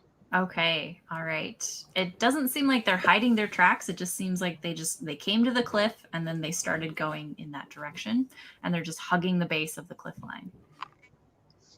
Now, you're a little bit confused because it seems very odd that you're assuming that this person you're following is Curtis. I mean, all of the indications would suggest that. But you also know that Curtis was trying to get Delilah back home, and yet he is going further and further up the mountain into the forest, more into the wilderness, not along any of the regular roads that would actually take him anywhere, that would actually eventually go to a train station that would take them out of there. So this is very bizarre, especially since he's not wearing a coat. At least the last time you saw him, he wasn't wearing a coat, right? And now he has no horse. And it seems like the horse no longer has saddlebags, but I mean, they probably didn't have very many supplies with them. So this is a strange thing. I mean, it's all strange. But he seems like a madman to me, so I'm not really going to try to figure out his master plan here. Walking dead man. Yeah. Feels like he's past dead at this point. Dead and whatever comes beyond dead. Dead and back again. But we've come this far. We've committed. We just got to keep going, right? That's not how these work. Okay, thoughts fallacy isn't a thing here. We can just turn around. We can go home. We can be done with this. I mean, it's a tempting offer. You don't feel a mortal obligation? We put her in the danger? No. Look. She didn't have to leave and run off the trail. She didn't have to. True. She didn't have to do anything, really. She didn't have to sneak away from her dad. Well, that's fair. But It ain't our problem to get her out of every mess she puts herself in with her own bad decision making. At some point, she's got to stand on her own tombstone. Yeah, but it is our problem now. Why? If they get the book, it could be bad for all of us. So let's go to town and get the book first. Oops. I'm not gonna take the lead. Bailey's more than happy doing whatever everybody else wants to do. So Jameson puts the pressure on and says we're going back to town. I think Bailey would easily crack and be like, okay, sure. I mean, it's been cold out here. Like, it is really cold out. That it is. Mm. So Molly? It's not a bad idea to go back and get the book and make sure that we have it before anything else. And before anyone else gets it or anything else. We have a weremoose taking our doctor off into the mountains somewhere. Flying man flying off of a cliff. Yeah. I don't know. All this, it's all bad. Mm-hmm. Yeah, so I don't think it's a bad idea to go back into town at this point and get the book. All right. Sounds like we have ourselves a quorum. Let's do this thing. Okay. All right. So you turn around, just go back exactly the way you came? Is there a faster way to get to town? Just like down? Straight down exactly. the cliff. Right? There's things like flying men now, right? Right. Give it a try. Well, and After did you say we had already basically traveled for a day and a half or something? Did you say that earlier? Yeah. So by the time you get even kind of halfway back, Katie will eventually wake up. So cool. Yeah, I think we'll just go back to town the fastest way we can. Okay. Awesome. I am And going hope to we're not ask too late. that all of you make some type of perception roll first before you kind of turn around. Okay. Okay, I got a 6. I actually have that. So I got a 5 and a 6. Nice. I got 2 5s. Okay. I don't know why I have no idea where my camera is today. Okay. All right. So everyone that succeeds, you actually see what appears to be some type of maybe raven or crow or vulture just sitting way up at the top of the cliff. I'm guessing it's not Edgar. It's not Edgar. Edgar's with Katie sitting on her shoulder. But the more you look at it, the more you realize that is really big. It is a lot bigger than any other bird of prey that you probably have seen before out You there. could pick up a man and fly him up and drop him. Maybe. Mystery Maybe. solved. It's kind of hard to tell exactly how big it is because it is really high up. Like I said, the cliff face is going 100, 150 feet above Bailey, the air. hand me Katie's rifle. Have it. I'm not using it. I'm gonna take a shot. Okay.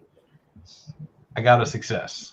Excellent. Okay, you shoot this thing, and it immediately lets out the most unearthly, blood-curdling scream you've ever heard.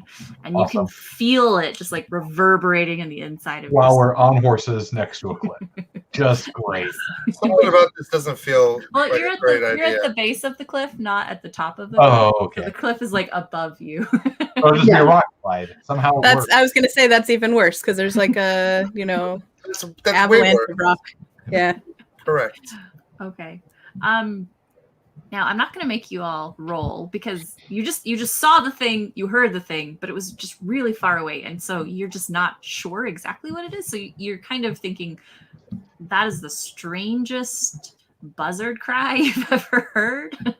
I'm gonna shoot it again. Okay. I'm just gonna keep shooting until it goes away or dies. Okay. Roll the hit. You're just making it mad. We've had enough crazed animals. I do not hit it. Okay. So your second bullet goes straight past it, and it kind of cries out in what sounds like some type of frustration or anger, right? Just kind of, or even fear. You're not exactly sure. It just sounds very loud and piercing. And then it kind of moves back off of the edge of the cliff. So way above your heads off the edge of the cliff so you can't see it anymore. Well, you got your wish. It's gone. Excuse me. Bless you. I came out of nowhere. Allergic to birds. Yep. Right. Yes. Town. Okay. All right, down it is. Let's see if we can find this book. You go back. All right. So halfway back, suddenly, Katie comes to. Yay. Yay. What Welcome is that back. process No like? way. Okay. Yay. Now, yay. It's been 4 days since her Wow. unfortunate weird ritual with the finger in the bowl of water back at the hotel. Katie, before you come to, the last thing that you see is again through somebody's eyes, you see Delilah, and she is exhausted. The poor thing hasn't eaten or really slept in however many days since she's been kind of on the trail.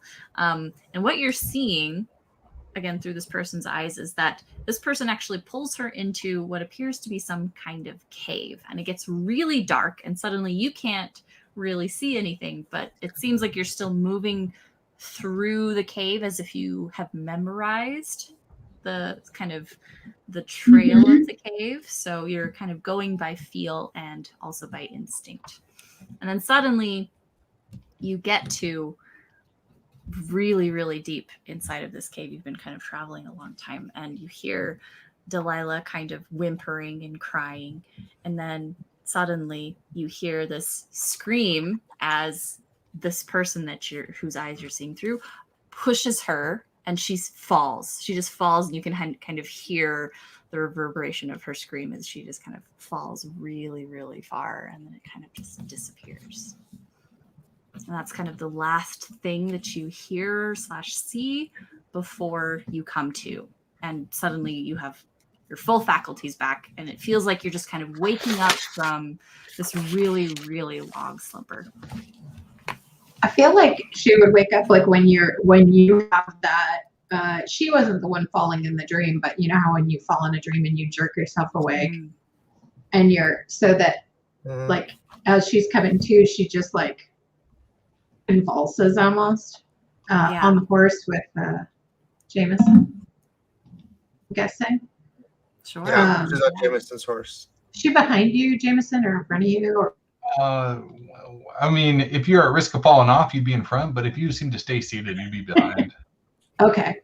I think as she does that, though, she just like grips onto you really tightly, and like you just hear like a big exhalation of air, like breath. And she's like, where are we? Where in tarnation are we? In the woods outside town. Does she not have recollection of anything we've done at all? Just those dreams? Yeah, she really didn't register. It kind of feels like the past few days have been like a dream, that she just can barely remember details, mostly remember just extreme moments of like emotion where there was danger, but like none of the actual events really kind of stick out in her mind. I took it like it was almost like sleepwalking, so that there's stuff going on in her head, and maybe occasionally like she realizes where she is, but not really, like it's in the dream sort of. Absolutely. That's a great description. I love that. Okay. How well, the last thing you smacks you on the arm. Wow. Curtis? What? You killed Curtis. Yep, we're all aware. And then Curtis took Miss Delilah? I don't know, but you've been here. So Bailey's like, you were here for all of this, Katie. I don't understand what's happening. I don't recollect none of how I got from there to here, from that bowl of finger bowl, right? That yes, finger bowl. Yes, the finger bowl. As it shut off. Delilah, is Miss Delilah okay? Because I think I just saw her get killed. I mean, we lost her a couple days ago, so it's possible. If you don't remember how you got, from town to your house and back, and how did you know I killed Curtis? I saw it. Like, okay, but you were back in the house when I killed Curtis, so you don't remember nothing where you was, but you remember where you weren't. I felt it like you was stabbing me, but I was in Curtis's person. Sure, that makes sense. Yep. Yeah, that's 100%. Yep. All right. Awesome. So, Katie's a witch. We should. With her demon bird. Yeah, demon bird. Then he took Miss Delilah, but I was Curtis. who took Miss Delilah after it got stabbed by Jameson, and then pushed her into a giant hole in a mountain. Well, then I don't know if there's anything we can do at this point. I don't know either. If Now, that hold was on. real. Getting pushed into a giant hole ain't a sure cause of death. Sometimes folks just Any of that other stuff real though? Oh Or yeah, just a dream? I stabbed Curtis to death. Let's see. I was there. He did. You know, I did that. Mhm. I shot him 6 times. So first, though. he And then I stole hit. Miss Delilah before you killed him. Nope, that was after he got up. No, he stole her and then stole her again. Oh, We're on the second stealing right now. that don't make much sense. I just got So after you passed out from doing whatever you did with the bowl and the finger, which who has the finger, by the way? Probably Yeah. still you. All right, not me. you know what? I'm taking that finger and I'm just chucking it. We're done with this. We don't need this Some anymore. sort of evil like monkey's paw thing, as far as I can tell. It's out. It's brought us nothing but bad luck since we found it. We're in the woods, right into town, just finger.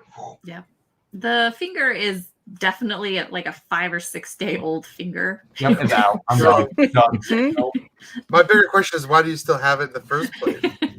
I forgot. It was in your pocket. Kept it in your pocket. Yeah. The Look, pocket you live in with the the wilderness snake. long enough, you just get used to smells. That's true. All right, so Curtis came in and kidnapped the doc from town, and we pursued, and you were busy fainting or whatever you were doing, and Okay. we kind of brought you along with us. You were like sleepwalking or some such, and we got to Curtis, and he was not a terribly friendly individual, and That you don't. know, Well, maybe that do sound like Curtis. words were said, and then I shot him 5 or 6 times, and then stabbed him till he was dead. Hmm. He did. then I You said he And then I took threw his Miss body Katie, in a ditch. And then I threw his body in a ditch, as you do. as one does. And sometime during that night, he got up and walked away and kidnapped Miss Delilah again the next day. Hmm. And we pursued for a bit, but they seem to have evaded us. So we are headed back to town. So it seems that the Walking Dead Curtis feller might have thrown Delilah down a rocket pit of some sort, I guess. That's what it seemed like. No, well, she's probably dead. Let's keep going. A real dark cave. Yeah. So she's going to relate. Like, I figure we're on the horse and we're kind of As you're getting to walking. town. So you guys are catch me up, and she's going to like recall the bits of the kind of dream sort of state visions that she had. And so maybe in like pieces, she'll relate all that she saw to you guys, like the stuff with the candle and going through the cave and all that stuff. Okay. Yeah, but whether she's alive or dead doesn't matter. What matters is getting that book before Barton does. Yep. Sound Oh. logic. And we found a wanted poster. That Wanted poster. yeah. Now, Molly, you found that, right? Why don't you Yeah. Bill Katie in? It says it's Barden. I mean, the picture is Barden. It's definitely Barden, but the name on it is Matthew Mumford. So I remember from my time in San Francisco that there was a newspaper thing about him being abandoned, stole gold and everything. And so I think basically what happened is he came up here with his friends and his stolen gold and set up shop in this little town here. We knew he was a concerned swindler, liar. Mhm. Yeah. True, I've done it. So since you've lived here for a while, you remember when he came into town then, right? He Would you started remember that? I Okay. do. When he came up and did that, did he have who all was with him? Did he have like the sheriff and the people that are kind of in his employ? Did he bring them with him initially? I'm guessing, Marty, that maybe he had a few key like henchmen with him, but that the other important people came later, Yeah, or so he definitely had his kind of posse bodyguards that usually accompany him. There's about 4 or 5 of them. And other people, they came kind of one at a time as they traveled up. So that would be like Mr. Riggs, Mr. Frank, the sheriff, and then also the postmaster and the stable master, and also the Lamberts who own the hotel. And then we have Virgil at the saloon. So everyone basically who owns one of the buildings or operates one of the major services is definitely someone that he personally invited up and After he was promised here. them, and promised them, right, a very hefty wage for helping him start this boomtown. might make sense now with what Mhm. Miss Delilah was saying about the gold, Mhm. that there weren't no gold except that gold Hmm. Miss Molly knew about from San Francisco. Yeah. So if he came up here and started this fake boom town and invited people up specifically, why did he bring them up here? Well, it's a good place to launder money. Sorry, why would you wash money? I mean, Because it comes out of the ground. yeah, that Gold's is true. dirty. I mean, Ingots, listen, when you no. think about it, somebody commits a bank robbery, steals all that gold, he can't spend it anywhere in the United States or Canada Mhm. without them knowing that that gold came from him. But if he can find some way to mine it Mhm. legally, he could trace it back here. Make it legitimate. Yeah, Y'all suppose I Miss sort of follow, but couldn't you just melt And it down? that's what I would do. So he made like a miner's Easter egg hunt and just like hid the gold in the mine and had them go find it? Or I don't know. I would Yeah, be well- surprised if most of the miners are in on it. what Well, about that blasphemy thing? You Oh, I don't know anything about that. I mean, I think on that's the pretty much just the poster? last 5 days or so, right? maybe needed. It was on the poster. So there's also a thing about a book. We found Mhm. out Mhm. the doc Hmm. stole a book from her pa and brought it with her. And Barton wants it, which means we want it. Barton wants it, and she told us where it was hid before she apparently died. Y'all She might suppose not that be means dead. Miss Delilah's paw knows about all this? Sounds like it. He seems to be an old friend of Barton's of some sort. Maybe he's one of them compatriots that helped rob the train. maybe. Be Hmm. some I infernal think we should go looking- back to town, and we should probably just shoot Barton and be done with it. Just get it all over with. Regardless of what we say, I have a feeling when we get into town, that is how it's going to go down. Yes. So, also, when it came to the blasphemous stuff with Barden Mumford guy, he was in on that whole seance thing with the pastor, right? Yep. So, Yeah. Given He the bought- probably names. is involved with that. He Mhm. was the one that brought the book for the pastor, which means he gets this Mhm. new book. That means a new ritual. We got people flying in the air, and now who knows what's going to be next. Yeah, we Yeah, need to go that get that book. Don't actually explain that part, do it? The flan people thing. Yeah. I mean, Barden's a bad man, but I don't know. Nobody can make a man fly. Yeah, I don't know nothing that make a man who's been shot 6 times and stabbed to death get up and keep doing stuff. Yeah, that's That- But Also that. here we that are. too. So it And sounds something with like a that. black candle. It sounds like he was in on Yeah. some stuff too. If he lit a black candle and Yes, yeah, sounds Right. like So you're right. That book. yeah, we need to go get that book. Very Yeah. important. let's get ourselves back to town. and back to the hotel. All right. So this has been a few days you've been out of town, right? The last thing that happened before you left town was that the church caught on fire and essentially burned down, right? You get into town and you see Henry, the deputy. He kind of sees you as your car starting to kind of come down the mountain and approach. He sees you and he immediately runs off and gets the sheriff. I No, think they're gonna don't shoot him. Don't plug it on fire. I didn't say I was going to shoot Henry. He done nothing wrong. I was just getting in the head of it. I shoot Okay. Jameson walks into town just shooting everyone. It's like the end of Hot Fuzz here. I love Hot Fuzz. All right, so he immediately comes back with the sheriff, and she is riding on a horse, and she kind of comes up to meet you on the trail, and she says, and she kind of gives each of you a look, and she says, "So the Arsons come back to town, have they?" That doesn't even make sense. That's Mm-mm. wrong. And she I was says- in the church. Why would I have started the fire for the church? She that I actually was in? looks at you, Bailey, and she's like, "Everyone else was accounted for." You except think that our you." grand plan for escaping arson charges was to leave for 3 days and then just walk back into town? And she says, "Look, I'm trying to save your life, okay? I'm going to keep you in the jail for a few days." Oh, nope. You'll have to And- explain to me how and that's saving my life. Because Henry kind of shakes his head and he says, "Oh man, you've missed a lot since you were gone." What did we miss? well, why don't you buy us a beer and fill us in? Yeah. He says, Or half of the some food, I'm miners, hungry. half the miners are dead. Wait, what?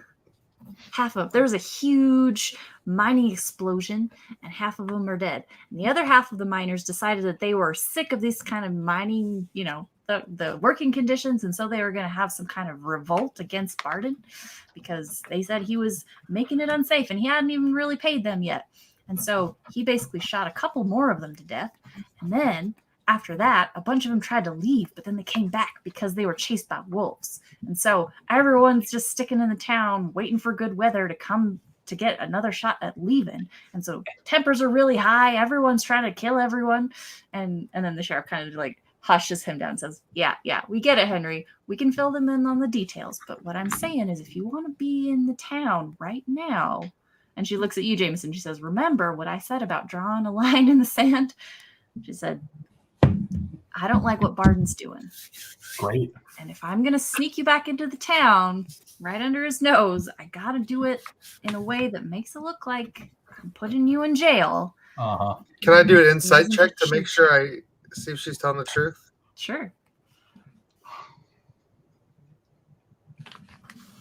All right, I got a 5, so hopefully Okay. she's telling the truth. Or All else right. I should be able to know, right? She definitely sounds like she's telling the truth. Okay.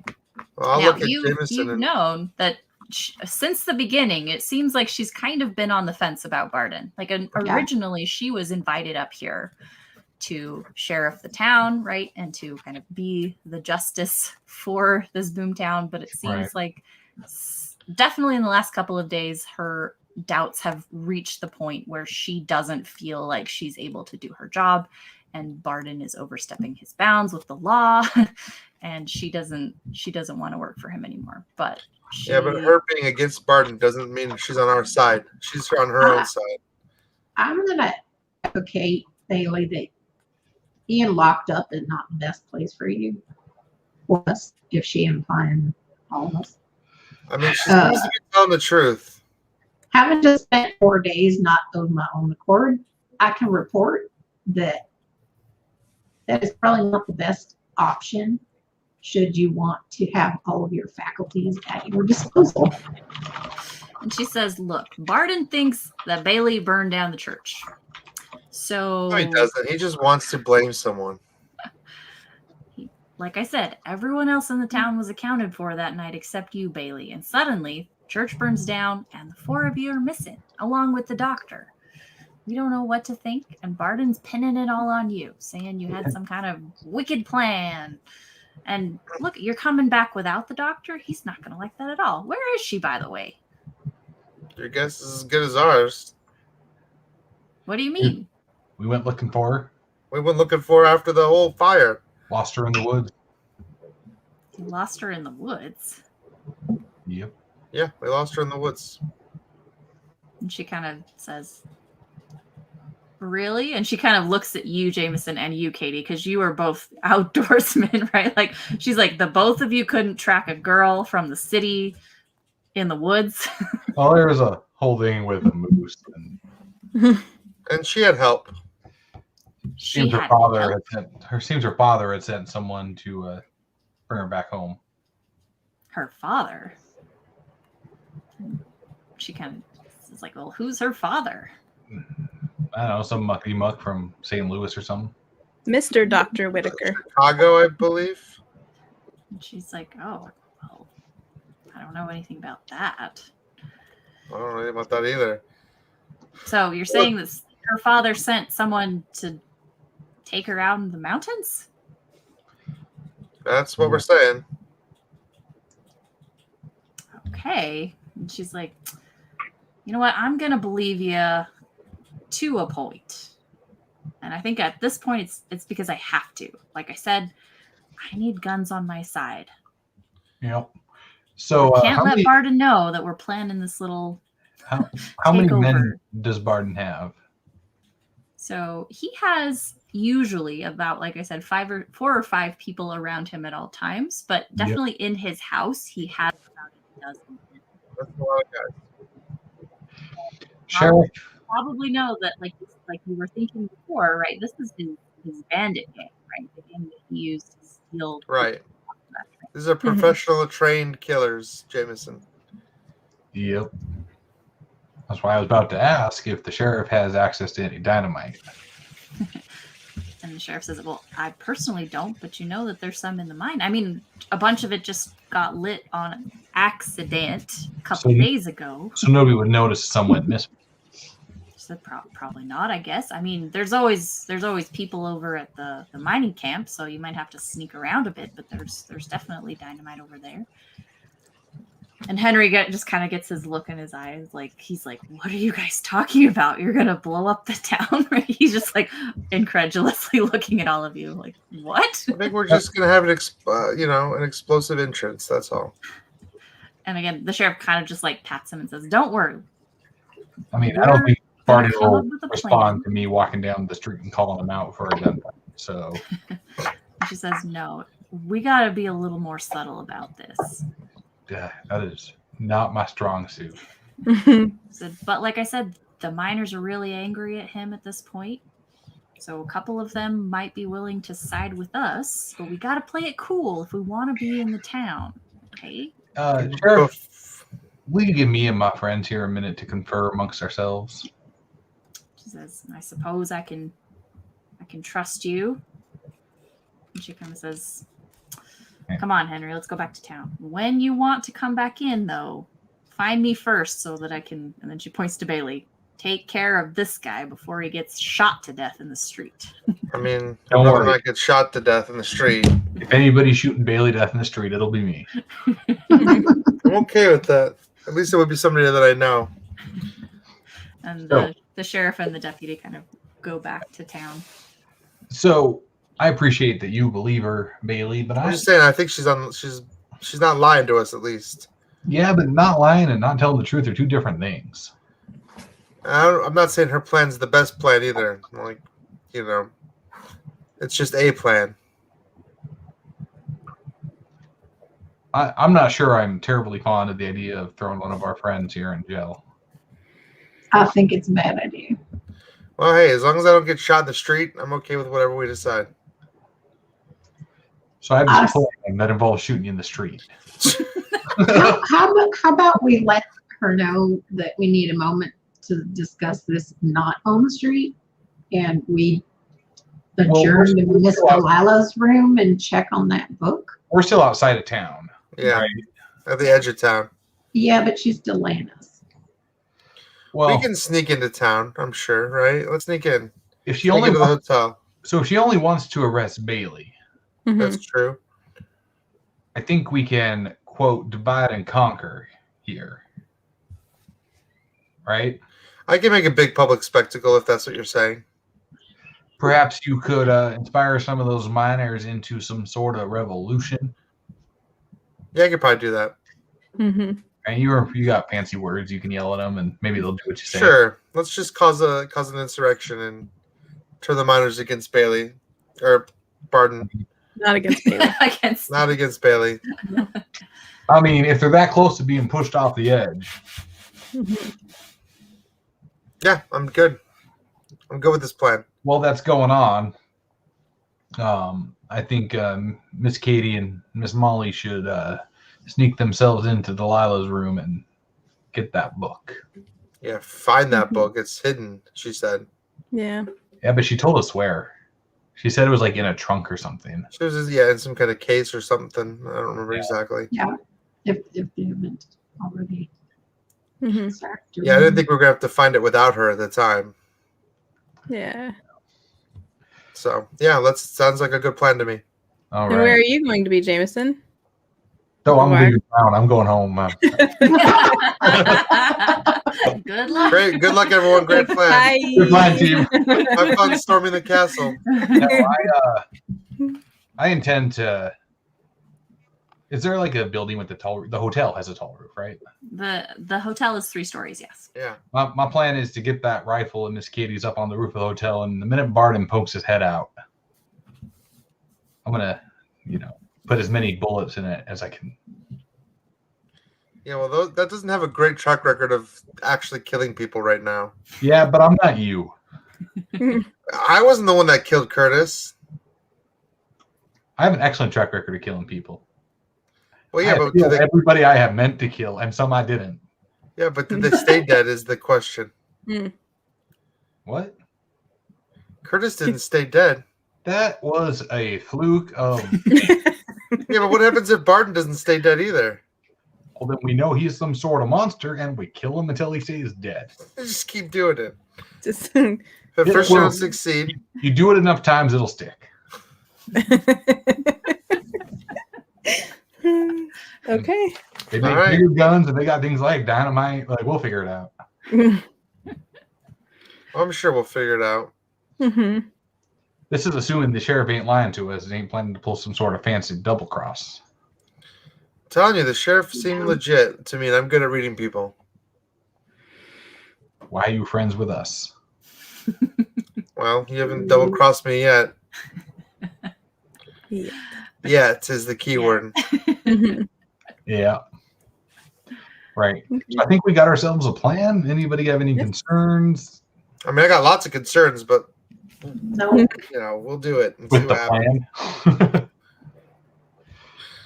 Out of character, I don't have a better idea. I don't really trust the sheriff enough to let her throw Bailey in jail. I don't really trust Yeah. the sheriff either. Like, I trust that the sheriff maybe wants to stop Barton, but at the same time, I don't know that the sheriff has the best idea on how to do it. Mhm. yeah, Yeah. and locking you in jail where you're helpless and you can't defend yourself doesn't seem like a great move.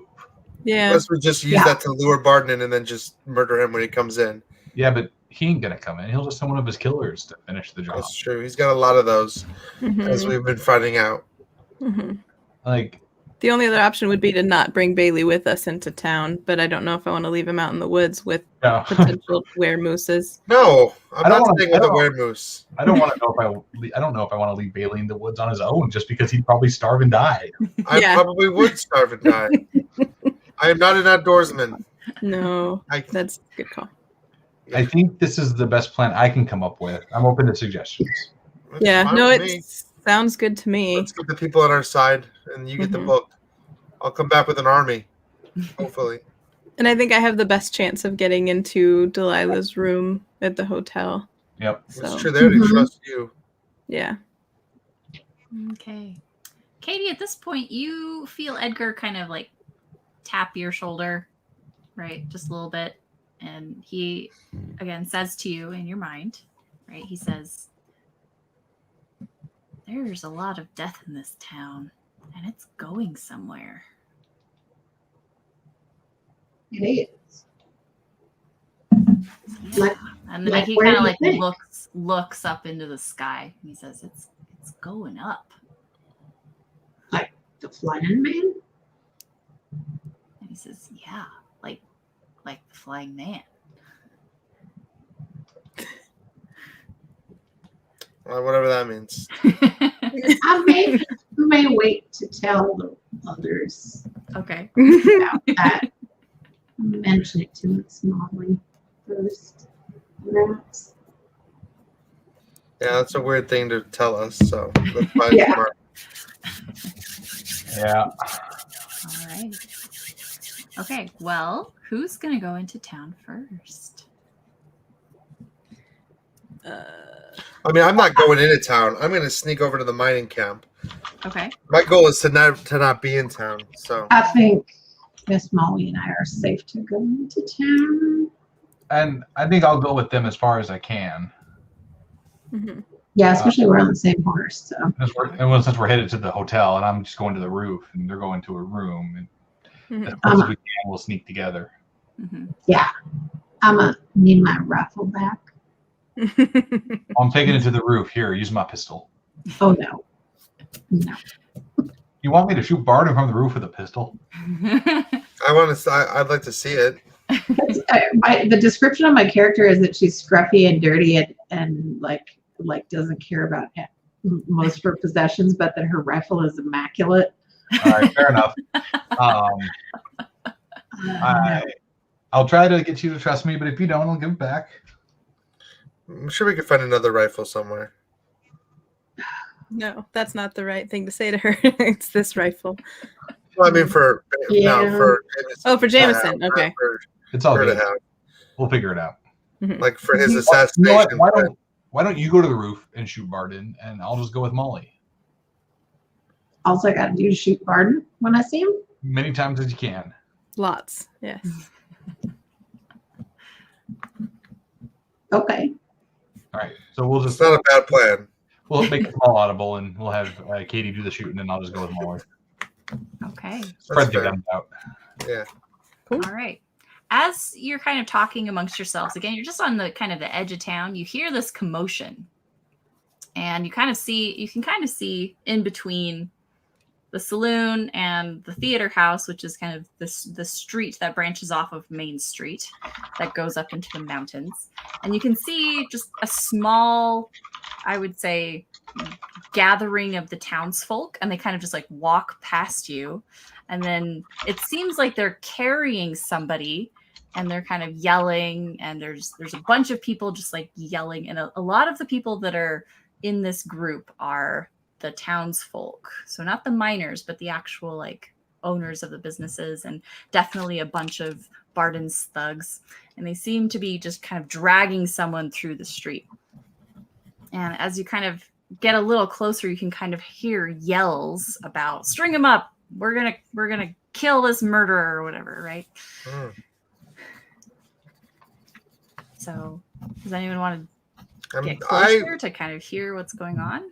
I'm Can we see? not who's going into driving? town. So If you can tell that it's actually Duff. So one of the miners that you knew.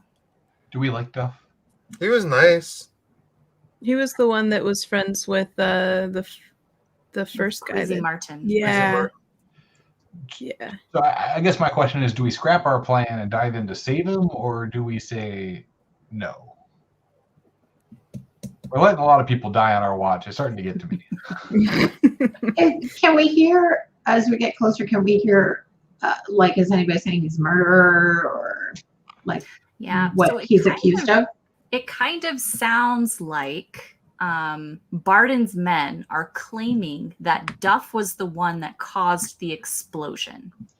So they're saying that Duff was in charge of the dynamite that day. He was in charge of setting the charges in the mine. And he's the one that we're going to charge for the murder of all of these people. And they start listing names. And they list about like 45 to 50 names of miners that were killed. And so they say he is going to be strung up and hung by the neck until dead because of his negligence. Hey, Molly, you got your gun on you. I do. Mm-hmm. You have to defend yourself. You don't need me, right? No, I got it. All right. I suggest you two make all available haste to the hotel. I'm gonna be saving our friend Duff. I'm gonna go see if I can rally up support to like. Yeah. They won't just let their friend die. Maybe. Yeah. Hopefully. And it does seem like they're actually dragging him over to the jail first. So it doesn't look like they're going to really just kill him right away. They're kind of talking about it, but it seemed like maybe the sheriff was like, hey, if you're going to kill anybody, we need to do an official court of law thing first, at the very least, right? I'm surprised they have that much restraint. Convinces them to put Duff in jail. So she kind of disperses the people. Okay. However, as you're kind of peeking into Main Street, you do notice that they've actually erected a gallows kind of that's where unsettling. the church used to be. There's kind of a charred ruin of the building, but they have erected a gallows there since you've been gone. Yeah, that's absolutely unsettling. Mm-hmm. Yeah, Okay. nasty. Yeah. All right. Well, we're going to go ahead and end there. Oh. We don't want to have anyone just get into a firefight just Right. before. Yeah. we Cliffhanger. Yeah. That would be Gunshot. ridiculous. Right. Right. Yeah. Okay. It would be ridiculous. Okay. All right. Wow. We want to thank everyone who's watching on Twitch and Facebook and YouTube, and we will pick it up again for episode 6 next week, same time, same place. Awesome. Bye.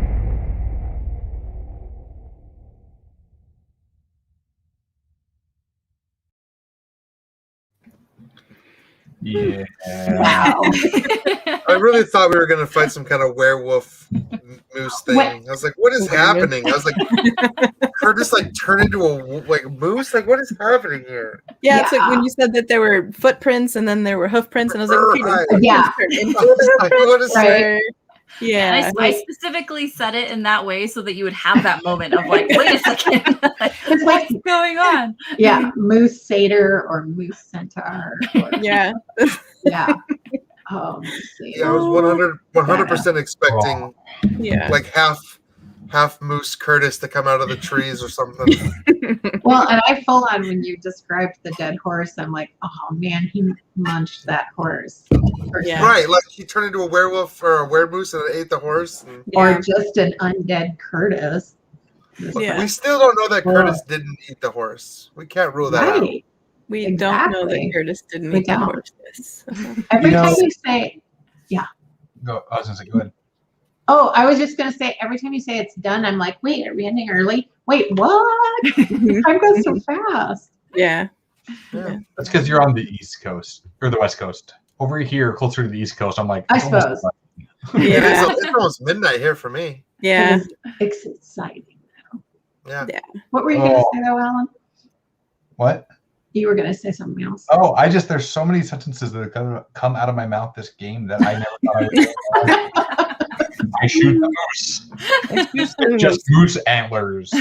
I do totally want to make a t-shirt, as was suggested in the chat, that of a weremoose or something that says not normal is our breakfast. Yeah. There should be a Yellow Night Games shirt. Yes. I'll look into it. Paul has a question. Perhaps our GM can answer this. Okay. I know that answer. I placed it on the screen. Can you see it? I see. Now that Katie has recovered, has the character regained any corruption, or is the character at more risk still? So in the rules, and you can correct me if I'm wrong, if I'm understanding it wrong, Ellen. So you can choose to lose corruption points or lose control of your character for a D4 days. Yeah. Oh, D6 days. That's D6. right. She rolled 4, but out of D6. So because Katie chose to lose control of her character for 4 days, she didn't lose those corruption points. Right. It just kind of became a narrative consequence of her witnessing something supernatural. Instead of getting the points in the first place. Yeah. Yeah. Yeah. So she's still at where she was before. Yeah. So you could go a whole campaign and choose to lose time. Basically, you just want to get to play your character half the time. Yeah, that's the Yeah. thing.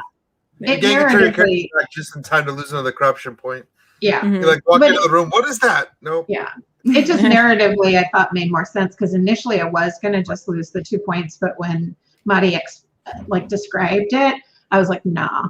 Her first intentionally magic, and that's what happens. I'm like, nah, she's out. Like, And that was really cool because then it gave me an makes interesting sense. vehicle to give you guys more clues about what was happening off screen, right? Which is awesome. Sure. I feel like I understand everything much better.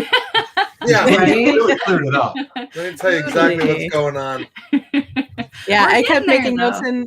in my notebook, and I would put meta and what it was Yeah. because I'm like, this is meta. Like we don't know this. Like our Right. our characters Limited don't know knowledge, this, right. but yeah. Yeah. I don't know anything, and my characters don't know anything, so it's really. Yeah. I don't know. Oh, absolutely. Really easy. Okay. Jameson just I'm- needs to know where to point the gun and we'll all be fine. Yeah. You have just Gina out of character because I felt bad that I took my rifle away from you. Okay. But I know. It's Gina. It wasn't. But your skill is actually with your pistols, right? Yeah. So would you have to roll at a disadvantage when you use a rifle? That would my mastered weapon is my pistols, which means I roll with advantage. My weapon group I'm proficient with is light ranged weapons, which we had discussed previously included lever action ranged weapons, but not shotgun. So I would get 2d6 with those, and then anything else, like my knife. When I was trying to stab him last session, I was rolling 1 die the whole time. Yeah. Oh, see, I thought we both had different, because I thought my weapon proficiency had to be heavy to use the rifle, so I might have got. The general rule of thumb is, can you fire it with one hand? Yeah. Okay. Two, but a lot of those early lever action rifles were so low caliber Yeah. that they weren't the same as like a shotgun. Well, and the Winchester is like what, a 32 to a 40? Yeah, in 32-40. Yeah. Yeah. Okay. Generally, the lever action Winchesters, generally speaking. So the game's designed to be flexible. So you can say, I would like my rifle to count as a light weapon, and it does for the rest of the game. You have to maintain that narrative fiction, right? Yep. And that you can use it one-handed or So that's designed to, because you have weapons like the mare's leg, which is technically a 38 caliber lever action, but you've sawed off the last 2 feet of the barrel. It's what Zoe uses in Firefly. Sweet. That lever action that's like short, that's the mare's leg. It's called a mare's leg. And you would, for me as a GM, I would say that's a light weapon, right? Yeah, that's what mine pretty much is. I think is just it's a small shotgun. Yeah. little baby shotgun. Baby shotgun. So That'd be I'm better with your rifle than I am with a knife. Oh, for sure. That's interesting though, and it makes total sense though. Yeah. It's an elegant use of the rules. Yeah. Don't get a knife fight with Bailey because he can use a knife. I can. That's about all I can do. I would just do the Indiana Jones thing. He'd be like, I have a knife. And I'd be like, Unless he uses nibble fingers to steal your gun first. That's true. Yeah. Well, and check your gun. It's already unloaded. The only reason you use the knife is because you were out of shot, right? Like you were out of bullets. I didn't want to spend time reloading. Yeah, exactly. Which with the rifle, it's only got 2 shots, right? So reload every 2 shots. Yeah, I don't know. I think. Yeah, that makes sense. But that's the thing. Well, yeah, I'm interested to see where it goes from here. Yeah.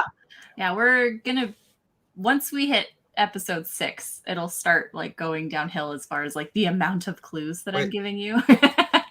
Well, that's next episode, so right. So once you get the book, I think everything will kind of start making a little more sense.